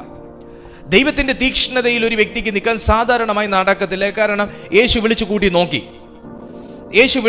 നോക്കി. കർത്താവിൻ്റെ ആ ഒരു ദാഹം കൊണ്ടും കർത്താവിൻ്റെ ആ ദർശനം കൊണ്ടും കർത്താവിൻ്റെ കൊതി കൊണ്ടും എല്ലാം കർത്താവ് വിളിച്ചു കൂട്ടി നോക്കി. 12 പേരെ കൂടാതെ വേറെ 75 എണ്ണത്തിനെ 100 എണ്ണത്തിനൊക്കെ കർത്താവ് വിളിച്ചു, ഉപദേശം കൊടുത്തു, അപ്പം നുറുക്കി, അവർക്ക് വേണ്ടി പ്രാർത്ഥിച്ചു, ട്രെയിനിങ് കൊടുത്തു. പക്ഷെ ആരും നിന്നില്ല. ഞാനൊരു ദൈവശബ്ദം അറിയിക്കാം. ഇന്നും ഇത്രയും ബാറ്റിൽസിന്റെ മുമ്പിൽ, ഇത്രയും യുദ്ധം നിങ്ങളുടെ ജീവിതത്തിൽ സംഭവിച്ചിട്ടും, യുദ്ധസമാനവും കലുഷിതവുമാകുന്ന അന്തരീക്ഷത്തിൽ നിങ്ങൾ ജീവിക്കുമ്പോഴും, നിങ്ങൾ ഈ വിശ്വാസത്തിലും പ്രാർത്ഥനയിലും ദൈവവചന ധ്യാനത്തിലും നിങ്ങൾ ഉറ്റിരിക്കുന്നു എന്നുണ്ടെങ്കിൽ, ഞാൻ സ്നേഹത്തോടെ നിങ്ങൾക്ക് ഞാനൊരു ഷെയ്ക്ക് ഹാൻഡ് തന്നിട്ട് പറയട്ടെ, നിങ്ങൾക്ക് മുമ്പേ ഉള്ള പലരും ഇങ്ങനെ നിന്നിട്ടില്ല. നിങ്ങൾക്കും എനിക്കും മുമ്പേ ഉള്ള പലരും ഇങ്ങനെ നിന്നിട്ടില്ല. പക്ഷേ നിൽക്കുന്നു എന്നുണ്ടെങ്കിൽ, നിൽക്കാൻ തോന്നുന്നു എന്നുണ്ടെങ്കിൽ, ഇപ്പോഴും പ്രത്യാശ അറ്റുപോകാത്ത ഒരു വിശ്വാസം അകത്ത് ചലിക്കുന്നു എന്നുണ്ടെങ്കിൽ, വ്യത്യസ്തമാകുന്ന ദൈവത്തിൻ്റെ തീക്ഷ്ണതയ്ക്കകത്തേക്ക് മോശ കയറിയതുപോലെ എപ്പോഴൊക്കെയോ ദൈവം പലവട്ടം നമ്മെ കയറ്റി ഇറക്കിയത് കൊണ്ടാണ്. മോശ പലവട്ടം ദൈവത്തിൻ്റെ തീക്കകത്ത് കയറിയിറങ്ങി, തേജസ്സിനകത്ത് കയറിയിറങ്ങി, ശബ്ദത്തിനകത്ത് കയറിയിറങ്ങി, കൽപ്പനയ്ക്കകത്ത് കയറിയിറങ്ങി. തിരുനിവാസത്തിലേക്ക് ചെല്ലുമ്പോഴും അവിടെയും ദഹിപ്പിക്കുന്ന അഗ്നിയാണ്. താൻ നുറുക്കി വെച്ച യാഗവസ്തുവിനെ ദഹിപ്പിക്കാൻ ഇറങ്ങുന്നത്. പല വട്ടമുള്ള എൻകൗണ്ടറുകളിലൂടെ മോശ വ്യത്യസ്തനായ ഒരു അധികാരമുള്ള മനുഷ്യനായി മാറിയതുപോലെ താങ്കളെയും നമ്മെ എല്ലാവരെയും ദൈവം പലവട്ടം തീയെക്കുറിച്ചും തീക്ഷ്ണതയെക്കുറിച്ചും അഭിഷേകത്തെക്കുറിച്ചും ശക്തിയെക്കുറിച്ചും ശക്തീകരണത്തെക്കുറിച്ചും അറിയിക്കുന്നു എന്നുണ്ടെങ്കിൽ, ദൈവത്തിന്റെ ആത്മാവ് കൊണ്ട് വ്യത്യസ്തമാകുന്ന ഒരളവും അഭിമാനവും നിങ്ങളുടെ ജീവിതത്തിൽ വെളിപ്പെടുത്താൻ സ്വർഗം നിന്നെ വിളിച്ചു കയറ്റിയിരിക്കുന്ന ഒരു ദൈവത്തിന്റെ പ്ലാറ്റ്ഫോമിലാണ് ഇന്ന് നാം ഒരുമിച്ച് നിന്ന് ഈ ശുശ്രൂഷ അനുഭവിച്ചു കൊണ്ടിരിക്കുന്നത്. ഇത് തമാശയായി കാണണ്ട. In Jesus name. വ്യത്യസ്തമാകുന്ന അനുഭവം. നമ്മളെപ്പോൾ ദൈവം ഇൻവൈറ്റ് ചെയ്തേക്കുന്ന എവിടെയാ? ദൈവത്തിൻ്റെ തീക്ഷ്ണതയിലേക്കാണ്. ദൈവത്തിൻ്റെ മനസ്സും തീക്ഷ്ണതയും ഉണ്ടെങ്കിലേ കാര്യങ്ങളെ വിവേചിച്ചറിഞ്ഞ് നമുക്ക് തീരുമാനം എടുക്കാനൊക്കത്തുള്ളൂ. അതുകൊണ്ട് ദൂതൻ പറഞ്ഞു, മോശ, നീ നിൽക്കുന്നത് വിശുദ്ധ ഭൂമിയാണ്. അതുകൊണ്ട് നിന്റെ കാലിലെ ചെരുപ്പ് നീ അഴിച്ചു വെക്കുക. പല ഇടങ്ങളിൽ ഇട്ട് കയറിയ ചെരുപ്പ. വിവരിക്കാം. പലരുടെ വായിന്നും പല വിശ്വാസങ്ങളും പല ഉപദേശങ്ങളും പല രീതികളും പല ജീവിതവും കണ്ട ഇടത്തുകൂടെ നീ ഇട്ടുവന്ന ചെരുപ്പും കൊണ്ട് എൻ്റെ തീക്ഷ്ണതയിൽ നിനക്ക് നിൽക്കാനൊക്കത്തില്ല. പലരുമായിട്ടുള്ള നിന്റെ ബന്ധം, നിന്റെ രീതികൾ, നീ വളർന്നു വന്ന ഇടം, നീ ജീവിച്ചു വന്ന ഇടം, അവിടുത്തെ കൾച്ചറിൽ നിനക്ക് ആ ചെരുപ്പ് ഇട്ടുകൊണ്ട് എൻ്റെ തീക്ഷ്ണതയിൽ നിൽക്കാനൊക്കത്തില്ല. പല തൊഴിലിനകത്തുകൂടെ കയറി വന്ന് പല ചിന്തയ്ക്കകത്തുകൂടെ ജീവിച്ചു വന്ന നിന്റെ ആ ഒരു മെന്റാലിറ്റിയിൽ എൻ്റെ തീക്ഷ്ണതയിൽ നിനക്ക് നിൽക്കാനൊക്കത്തില്ല. നീ തന്നെ ആരാഞ്ഞ് നടന്ന ജ്ഞാനത്തിൻ്റെയും അറിവിൻ്റെയും സംഹിതകൾക്കകത്തുള്ള നിന്റെ വിശ്വാസമനുസരിച്ച് ആ ചെരുപ്പ് ഇട്ടുകൊണ്ട് നിനക്ക് എൻ്റെ മുമ്പിൽ നിൽക്കാനൊക്കത്തില്ല. നീ നിൽക്കുന്നത് വിശുദ്ധവും വ്യത്യസ്തവുമാകുന്ന ഒരു തീയുടെ മുമ്പിലും ഒരു സന്നിധിയിലും ആകൊണ്ട് മോശ, ആ ചെരുപ്പ് നീ മാറ്റിവെക്ക്. എനിക്ക് വ്യത്യസ്തതയ്ക്കകത്ത് നിന്ന് നിന്നെ വ്യത്യസ്തമായ ഒന്ന് ഏൽപ്പിക്കാനുണ്ട്. പഠിപ്പിക്കാനല്ല, ഏൽപ്പിക്കാനുണ്ട്. ദൈവം ഏൽപ്പിക്കുന്ന ചില ശുശ്രൂഷകൾ നമുക്ക് ചെയ്യണമെങ്കിൽ ലോകത്തിൽ ഇട്ടുകൊണ്ട് നടക്കുന്ന, പലയിടത്ത് കയറി ഇറങ്ങി നടക്കുന്ന ചെരുപ്പ് ഇട്ടുകൊണ്ട് ഇതും കൂടെ അങ്ങ് അഡ്ജസ്റ്റ് ചെയ്ത് ചെയ്തേക്കാന്ന് പറയാനൊക്കത്തില്ല. ലോകത്തിൻ്റെ പഠനങ്ങൾക്കകത്ത് നിന്നുകൊണ്ട് ദൈവത്തിൻ്റെ ശുശ്രൂഷ ചെയ്യാനൊക്കത്തില്ല. ലോകത്തിലുള്ളവരുടെ എല്ലാവരെയും പ്രീതിപ്പെടുത്തിക്കൊണ്ട് അമ്മായി അച്ഛൻ ഇത്രോവിനെയും പ്രീതിപ്പെടുത്തണം, ഇത്രോവിൻ്റെ മോളെയും പ്രീതിപ്പെടുത്തണം, അവന് ഉണ്ടായ കുട്ടിയെയും പ്രീതിപ്പെടുത്തണം. അങ്ങനെ നമുക്ക് ശുശ്രൂഷ ചെയ്യാനൊക്കത്തില്ല. നമുക്ക് ദൈവത്തെ കണ്ട് ഇറങ്ങിയ ഒരു മനുഷ്യന് വ്യത്യസ്തനായിരിക്കും. അവൻ വ്യത്യസ്തമാകുന്ന കാര്യങ്ങൾ ദൈവത്തിങ്കിൽ നിന്ന് ഏറ്റെടുക്കേണ്ടവനായിരിക്കും. ഒന്നും കൂടെ വ്യക്തതയ്ക്കായി ഞാൻ പറയട്ടെ, തെറ്റിദ്ധരിക്കാതിരിക്കാൻ വേണ്ടി പറയട്ടെ. ഇത്രോവിനെ ബഹുമാനിക്കേണ്ട എന്നല്ല, അമ്മായിയപ്പനെ ബഹുമാനിക്കേണ്ടെന്നല്ല, തൻ്റെ മകളെ ബഹുമാനിക്കേണ്ടെന്നല്ല, നമ്മുടെ വൈഫിനെ ബഹുമാനിക്കേണ്ടെന്നല്ല, കുഞ്ഞിനെ ബഹുമാനിക്കേണ്ടെന്നല്ല. അവരെയെല്ലാം ടേക്ക് കെയർ ചെയ്യാനുള്ള ഒരു കൺട്രോളും ഒരധികാരവും ഒരു കർത്തവ്യവും കൂടെ ഒരു ദൈവദാസന്, ഒരു ദൈവദാസിക്ക്, ഒരു കുടുംബത്തിന് ദൈവം നൽകിയിരിക്കുന്നു എന്ന പൂർണ്ണ ബോധ്യത്തോടെയാണ് ഞാൻ സംസാരിക്കുന്നത്. അതും പരിശുദ്ധാത്മാവ് നമുക്ക് തരുന്ന ജ്ഞാനമാണ്. അവരെ നമ്മളാണ് കെയർ ചെയ്യേണ്ടതെന്നുള്ളത് ഞാൻ പറഞ്ഞത്. ഇപ്പം ഇത്രോ പറയാണ്, ഈ പരിപാടിക്കൊന്നും നിനക്ക് നിൽക്കാനൊക്കത്തില്ല, നീ അവിടെ അങ്ങോട്ട് ആ പണിക്ക് പോയ ആടാര് നോക്കൂടാ എന്ന് ചോദിച്ചാൽ, ഇത്രോവിൻ്റെ ഇഷ്ടം ചെയ്യണോ ദൈവത്തിൻ്റെ ഇഷ്ടം ചെയ്യണോ എന്നുള്ള ഡിസിഷൻ എടുക്കേണ്ടത് മോശയാണ്. അപ്പൊ ഇത്രോവിനെയും പ്രീതിപ്പെടുത്തി ദൈവത്തെയും പ്രീതിപ്പെടുത്തുന്ന പരിപാടി നടക്കില്ല. അതുകൊണ്ട് പറഞ്ഞു, നീ ആ ചെരുപ്പ് ആദ്യം ഒന്ന് അഴിച്ചു വെച്ച് എനിക്ക് ഒരു കാര്യം നിന്നോട് അറിയിക്കാനുണ്ട്. ഞാനൊരു ദൂത് പറയട്ടെ. നമുക്ക് മനുഷ്യരെ പ്രീതിപ്പെടുത്തിക്കൊണ്ട് ദൈവവേല ചെയ്യാനൊക്കത്തില്ല. മനുഷ്യർക്ക് ഇഷ്ടപ്പെടുന്ന പോലെ പ്രസംഗിക്കാനൊക്കത്തില്ല. ശുശ്രൂഷ ദൈവത്തിൻ്റെ അല്ലേ, ആത്മാവ് ദൈവത്തിൻ്റെ അല്ലേ, പ്രാർത്ഥന ദൈവത്തോടല്ലേ. നമുക്ക് മനുഷ്യരെ തൃപ്തിപ്പെടുത്തിക്കൊണ്ട് ഒന്നും ചെയ്യാനൊക്കത്തില്ല. കർത്താവ് പറഞ്ഞു, മോനെ നീ ചെരുപ്പ് അഴിച്ചു വെക്ക്, നിന്റെ പാരമ്പര്യം നീ ഒന്ന് അഴിച്ചു വെക്ക്, നിന്റെ പഴയ സിസ്റ്റമൊക്കെ നീ ഒന്ന് മാറ്റി വെക്ക്. എനിക്കൊരു കാര്യം പുതിയതായിട്ട് അറിയിക്കാനാണ്. ഞാൻ ചില സമയം ഇവിടെ സീരിയസ് ആയിട്ടുള്ള ചില കാര്യങ്ങൾ സംസാരിക്കുമ്പോൾ, അല്ലെങ്കിൽ ചില വ്യക്തികളുടെ അടുത്ത് പോയി ഞാൻ സീരിയസ് ആയിട്ടുള്ള കാര്യം സംസാരിക്കുമ്പോൾ ഞാൻ പറയാറുണ്ട്, ആദ്യം കൈയിരിക്കുന്ന ഈ സാധനം താഴെ ഇറക്കി വയ്ക്കുക. ആദ്യം അത് താഴെ ഇറക്കി വയ്ക്കുക. എന്തെങ്കിലും ഒരു കാര്യം ഞാൻ സംസാരിക്കുമ്പോൾ അത് അത്രയും സീരിയസ് ആണെങ്കിൽ ഞാൻ പറയും, ഇയാളിപ്പോൾ ഫ്രീ ആണോ? ആ ഫ്രീയാ, പറഞ്ഞോ എന്ന് പറഞ്ഞ് പുറത്ത് എൻ്റെ ഫ്രണ്ട്സിൻ്റെ സർക്കിളിനകത്തോ അല്ലെങ്കിൽ മറ്റ് ആൾക്കാരുടെ ഇടയിലോ ആണെങ്കിൽ ഞാൻ പറയുന്ന കാര്യം പറയുന്നത്, പറഞ്ഞോ. ഇത് വീട്ടിലാണെങ്കിൽ എന്തായാലും അവർ ഫോൺ താഴ്ത്തി വെച്ചാൽ ഞാൻ പറയുന്നത് കേൾക്കത്തുള്ളൂ. അവർക്കറിയാം ഞാൻ എന്തെങ്കിലും പറയുന്നെങ്കിൽ അത് സീരിയസ് ആയിട്ടുള്ള കാര്യമേ ഞാൻ പറയത്തുള്ളൂ. അപ്പോൾ നീ പറഞ്ഞോ, എന്താണെന്ന് വെച്ചാൽ പറഞ്ഞോ എന്ന് കുത്തിക്കൊണ്ടിരിക്കുമ്പോൾ ഞാൻ ആദ്യം ഇയാൾ ആ സാധനം താഴെ ഇറക്കി വയ്ക്കുക. എനിക്ക് പറയാനുള്ള കാര്യം നിങ്ങൾക്ക് ഈ പണിയും ചെയ്ത് ആ പണിയും കൂടെ ചെയ്ത് കേൾക്കാനുള്ള കാര്യമല്ല. എനിക്ക് പലവട്ടം പറയാനും വയ്യ, ഒറ്റവട്ടേ പറയത്തുള്ളൂ. അത് കേൾക്കാൻ തക്കവണ്ണം ഈ സാധനം താഴെ ഇറക്കി വെക്കുക എന്ന് പറഞ്ഞ പോലെ കടത്ത പറഞ്ഞു, ആദ്യം നീ ആ സാധനം ഊരി മാറ്റിവേ. നമ്മൾ പല വിശ്വാസങ്ങളും അതിൻ്റെ കൂടെ ഇതിൻ്റെ കൂടെ അതും കൂടെ ഇങ്ങനെ അറ്റാച്ച് ചെയ്ത് ക്ലബ് ചെയ്ത് ചെയ്യുന്ന പരിപാടി ദൈവരാജ്യത്തിനകത്ത് ഇല്ലപ്പാ. അതാണ് നീ ആദ്യം ചെരുപ്പൊന്ന് ഊരിവേ. എനിക്കൊരു കാര്യം അറിയിക്കാനുണ്ട്. ഞാൻ നിൽക്കുന്ന സ്ഥലം വിശുദ്ധമാണ്. മോനെ ഒരു തീരുമാനം എടുക്കണം. എല്ലാത്തിനെയും കൂടെ ഞാനങ്ങ് ഒരുമിച്ച് പിടിച്ചു നിർത്തി ചെയ്യുന്നതിനേക്കാളും ദൈവം ഏൽപ്പിക്കുന്ന കാര്യം വിശ്വസ്തയോടെ ഒരു കോണിലിരുന്നുകൊണ്ട് ചെയ്തു തുടങ്ങിക്കഴിഞ്ഞാൽ ചെയ്ത് ഭൂമിയുടെ അറ്റത്തോളം കർത്താവ് എന്നാ പറഞ്ഞേ, പരിശുദ്ധാത്മാവ് നിങ്ങളുടെ മേൽ വരുമ്പോൾ നിങ്ങൾ ശക്തി ലഭിച്ചിട്ട് പരിശുദ്ധാത്മാവിലും ശക്തിയിലും എന്തോ ചെയ്യും? യെരുശലേമിലും യഹൂദയിലും ശമരിയയിലും ഭൂമിയുടെ അറ്റത്തോളവും. ചുരുക്കി പറഞ്ഞാൽ തിരുവനന്തപുരത്തുനിന്ന് നമ്മുടെ JCBയുടെ മറ്റേ ബക്കറ്റ് ഇങ്ങനെ നീട്ടി വെച്ചേക്കുന്ന പോലെ ഇങ്ങനെ കോരിയെടുത്തോണ്ട് ഭൂമിയുടെ അറ്റം വരെ ഒറ്റ ദിവസം കൊണ്ട് പോകുന്നതാണോ കർത്താവ് പറഞ്ഞത്? ഒരറ്റത്തുനിന്ന് തുടങ്ങി അങ്ങ് അറ്റം വരെ പയ്യെ പോകുന്നതാണോ പറഞ്ഞേ? സ്തോത്രം അല്ലേ? അങ്ങനെയാണോ കർത്താവ് പറഞ്ഞത്? പരിശുദ്ധാത്മാവ് വന്നത് എല്ലാം കൂടെ കോരിയെടുത്തോണ്ട് ഒരുമിച്ച് അങ്ങ് അറ്റം വരെ പോകുന്നതാണോ പറഞ്ഞ? അല്ല. ദൈവം നമ്മളെ ഒരു കാര്യം ചെയ്ത് തഴക്കവും പഴക്കവും വരുത്തിയിട്ടേ അടുത്ത കാര്യത്തിലേക്ക് മൂവ് ചെയ്യിക്കത്തുള്ളൂ. അത് ദൈവരാജ്യത്തിന്റെ സിസ്റ്റമാണ്. പിള്ളേരെയൊക്കെ ഒരു വർഷം കഴിഞ്ഞിട്ട് അടുത്തൊരു ക്ലാസ്സിലോട്ട് കയറ്റുന്നതിനേക്കാൾ 6 മാസം ഒരു ക്ലാസ്സിന് നിശ്ചയിച്ചിരുന്നു എന്നുണ്ടെങ്കിൽ പെട്ടെന്ന് നമുക്ക് നേരെ പകുതി വർഷം കൊണ്ട് പിള്ളേരുടെ പഠിത്തം തീർക്കായിരുന്നു, ചെലവും കുറയുമായിരുന്നു. പക്ഷേ തലയ്ക്ക് മൂളയുള്ള ആൾ എന്തിനാ ഒരു വർഷം ഒരു ക്ലാസ്സിൽ ഇരുത്തിയെന്നറിയാവോ? അവൻ പഠിക്കേണ്ടത് പഠിച്ചിട്ട് അടുത്ത ക്ലാസ്സിലോട്ട് പോകാൻ മതി എന്നാ. അവിടെ വേറെയുണ്ട് സിസ്റ്റം. അവൻ പഠിച്ചില്ല, അവൻ തോറ്റെങ്കിൽ വീണ്ടും അതേ ക്ലാസ്സിൽ ഇരുത്താനുള്ളൊരു മാനസികാവസ്ഥയും കൂടെ ആ സ്കൂളിനുണ്ട്.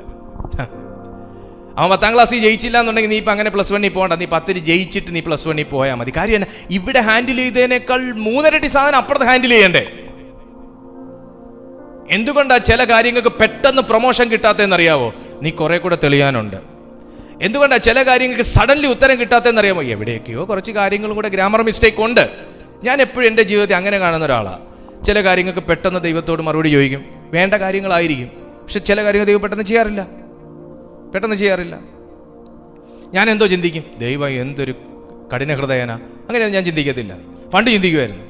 ഇപ്പം ചിന്തിക്കും, എവിടെയോ ഗ്രാമർ മിസ്റ്റേക്ക് ഉണ്ട്, എവിടെയോ ക്ലിയർ ആവാനുണ്ട്, എവിടെയോ എന്തോ കാര്യം എൻ്റെ ശ്രദ്ധ പെടാതെയുണ്ട്. ശ്രദ്ധ അവിടെ എത്താനുണ്ട്, മനസ്സിലാക്കാനുണ്ട്, പഠിക്കാനുണ്ട്, തിരുത്താനുണ്ട്, ക്രമപ്പെടാനുണ്ട്. ഇത് മനസ്സിലാക്കും.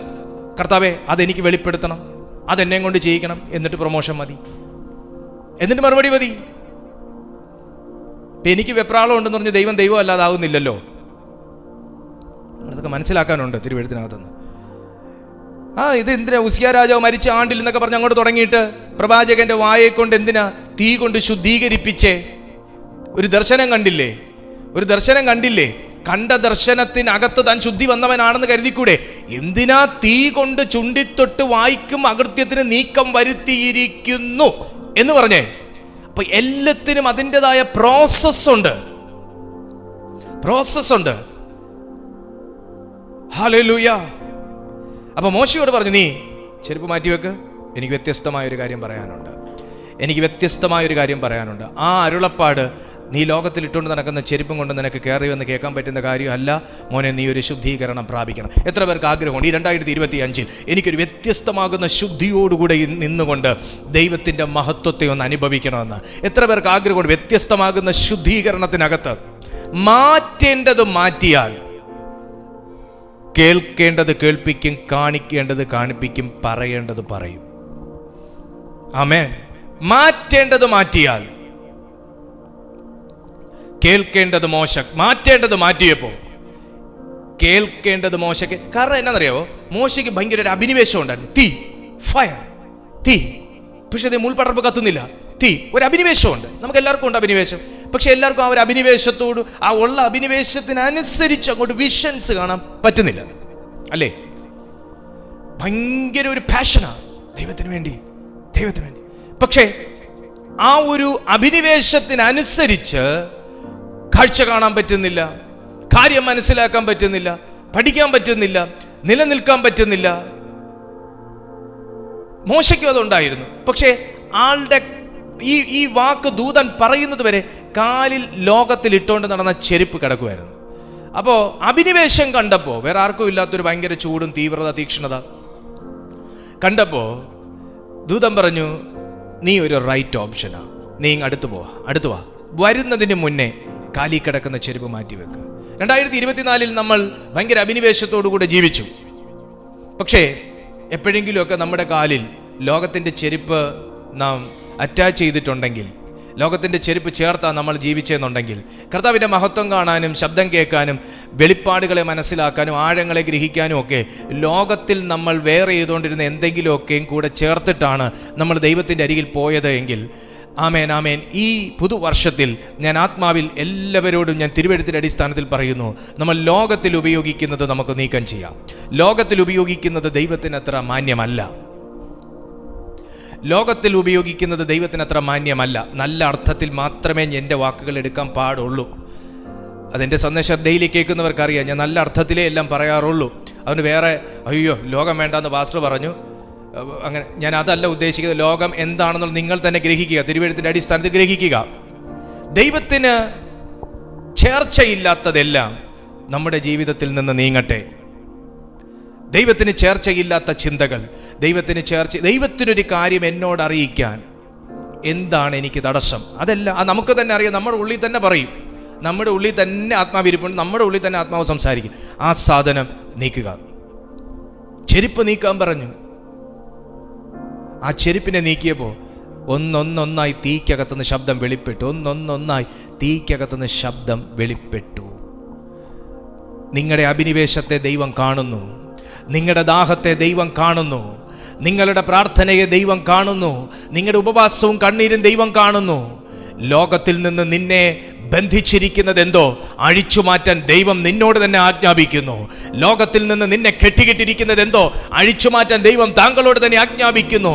ലോകത്തിൽ നിന്ന് നിങ്ങളെ മുടക്കിക്കിട്ടിരിക്കുന്നത് എന്തോ അഴിച്ചുവിടാൻ ദൈവത്തിന്റെ ആത്മാവ് നിങ്ങളോട് തന്നെ ആജ്ഞാപിക്കുന്നു. നിന്റെ മേൽ അതിനുള്ളൊരു ശക്തി ഈ ശബ്ദത്തോടെ ദൈവം പകരുകയാണ്. ആമേൻ, ഹല്ലേലൂയ. രാജാക്കന്മാരുടെ ഒന്നാമത്തെ പുസ്തകം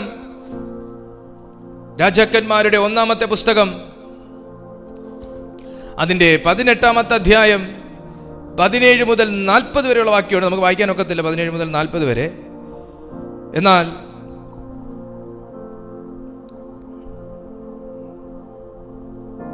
20-ാമത്തെ വാക്യം ഒന്ന് വായിച്ചേ. 18-ാമത്തെ അധ്യായം 20-ാമത്തെ വാക്യം. അങ്ങനെ ആഹാബ് എല്ലാ ഇസ്രായേൽ മക്കളുടെയും അടുക്കൽ ആളയച്ച് കർമ്മേൽ പർവ്വതത്തിൽ ആ പ്രവാചകന്മാരെ കൂട്ടിവരുത്തി. അപ്പോൾ ഏലിയാവ് അടുത്തു ചെന്നു സർവ്വജനത്തോടും, നിങ്ങൾ എത്രത്തോളം 2 തോണിയിൽ കാൽ വയ്ക്കും? ശ്രദ്ധിച്ചേ, ദൈവത്തിന്റെ തീ ഇറക്കിയ ഒരു ഭക്തന്റെ ചോദ്യമാണ്. ശ്രദ്ധിച്ചേ പറ്റൂ. ദൈവത്തിന്റെ തീ പ്രാർത്ഥിച്ചപ്പോൾ തീ ഇറക്കിയ ഭക്തന്റെ വാക്കുകളാണ്, നിങ്ങൾ എത്രത്തോളം 2 തോണിയിൽ കാൽ വയ്ക്കും? അപ്പൊ ആ ചോദ്യത്തിന് പ്രാധാന്യമുണ്ട്. ഈ ചോദിക്കാൻ ഏലിയാവിന് ഒരു ലൈസൻസ് കൊടുക്കണമെങ്കിൽ ഏലിയാവ് ഒറ്റത്തോണിയിൽ സഞ്ചരിക്കുന്ന വ്യക്തി ആയതുകൊണ്ടാണ്, അല്ലേ? അപ്പൊ തീ ഇറങ്ങുന്നതിൻ്റെ അടിസ്ഥാനം ഏക സത്യ ദൈവത്തിൽ മാത്രം പ്രത്യാശയും വിശ്വാസവും അർപ്പിച്ച് ആ ദൈവത്തിൻ്റെ അനുയായികളായി തീരുന്നത് ആകുന്നു എന്ന് ഈ വാക്യം നമ്മളെ പഠിപ്പിക്കുന്നുണ്ട്. നിങ്ങൾ എത്രത്തോളം 2 തോണിയിൽ കാലുവെക്കും? എത്രത്തോളം 2 വിശ്വാസത്തിൽ ജീവിക്കും? എത്രത്തോളം 2-ലധികം ദൈവങ്ങളെ നിങ്ങൾ മധ്യസ്ഥരായി കാണും, നിങ്ങളെ രക്ഷിക്കുന്ന ദൈവമായി കാണും? എത്രത്തോളം നിങ്ങൾ 2 യജമാനനെ സേവിക്കും? എത്രത്തോളം നിങ്ങൾ 2 ആരാധന കഴിക്കും? ഇതിനെല്ലാം ഈ ചോദ്യത്തിനകത്ത് കിടക്കുന്നത്. ഇനിയും പറയാൻ തുടങ്ങി ഇനിയും കുറെ ചോദ്യങ്ങൾ വരും. അപ്പൊ ബാലിന്റെ പ്രവാചകന്മാരോട് ഏലിയാവ് ഒറ്റ ചോദ്യം ചോദിച്ചുള്ളൂ, ഡാ, നീ എന്നെ കത്തിക്കാൻ വന്നതാ, എന്റെ ദൈവത്തെ നശിപ്പിക്കാൻ വന്നതാ? ഒറ്റ ചോദ്യം ചോദിച്ചോട്ടെ, നീ എത്രത്തോളം 2 തോണി കാല് വെക്കും? ഇന്നും കൂടെ നിനക്ക് ആ 2 തോണി കാല് വെക്കാൻ പറ്റത്തുള്ളൂ. കാരണം തീ കൊണ്ട് ഉത്തരം അരുളുന്നത് ആരാന്ന് ഞാൻ നിന്നെ റിവീൽ ചെയ്യാം. ഒരു ദൈവദാസൻ എന്ന ഒരു നിലയിൽ ഇത് അദ്ദേഹത്തിൻ്റെ ഒരു അഭിമാന പ്രശ്നമാണ്. ഇത് നമ്മുടെ ജീവിതത്തിൽ ദൈനംദിനം നമ്മൾ ഫേസ് ചെയ്തുകൊണ്ടിരിക്കുന്ന കാര്യമാണ്. പ്രാർത്ഥിക്കുന്ന ദൈവമക്കൾക്ക് മറുപടി വെളിപ്പെട്ടില്ലെങ്കിൽ ഭയങ്കര ഷെയ്മാണ്. ശുശ്രൂഷിക്കുന്ന ദൈവദാസന് മിനിസ്ട്രി വെളിപ്പെട്ടില്ലെങ്കിൽ ഭയങ്കര ഷെയ്മാണ്. അത് അദ്ദേഹത്തിൻ്റെ ഒരു വ്യക്തിപരമായ ഒരു വിഷമമാണ് അത്. കാരണം പ്രാർത്ഥിച്ചൊരുങ്ങി വരുമ്പം മിനിസ്ട്രി വെളിപ്പെട്ടില്ല എങ്കിൽ ഭയങ്കര സങ്കടമാണ്. ഞാൻ ഒത്തിരി എടുത്തുനിന്ന് അങ്ങനെ വേദനയിൽ ഞാൻ ഇറങ്ങിയിട്ടുണ്ട്. 2 കുറവുകളുണ്ട് അവിടെ. ഒന്ന് അവിടുത്തെ ജനത്തിൻ്റെ ഒരുക്കക്കുറവ്, 2 നമ്മുടെ കുറവ്.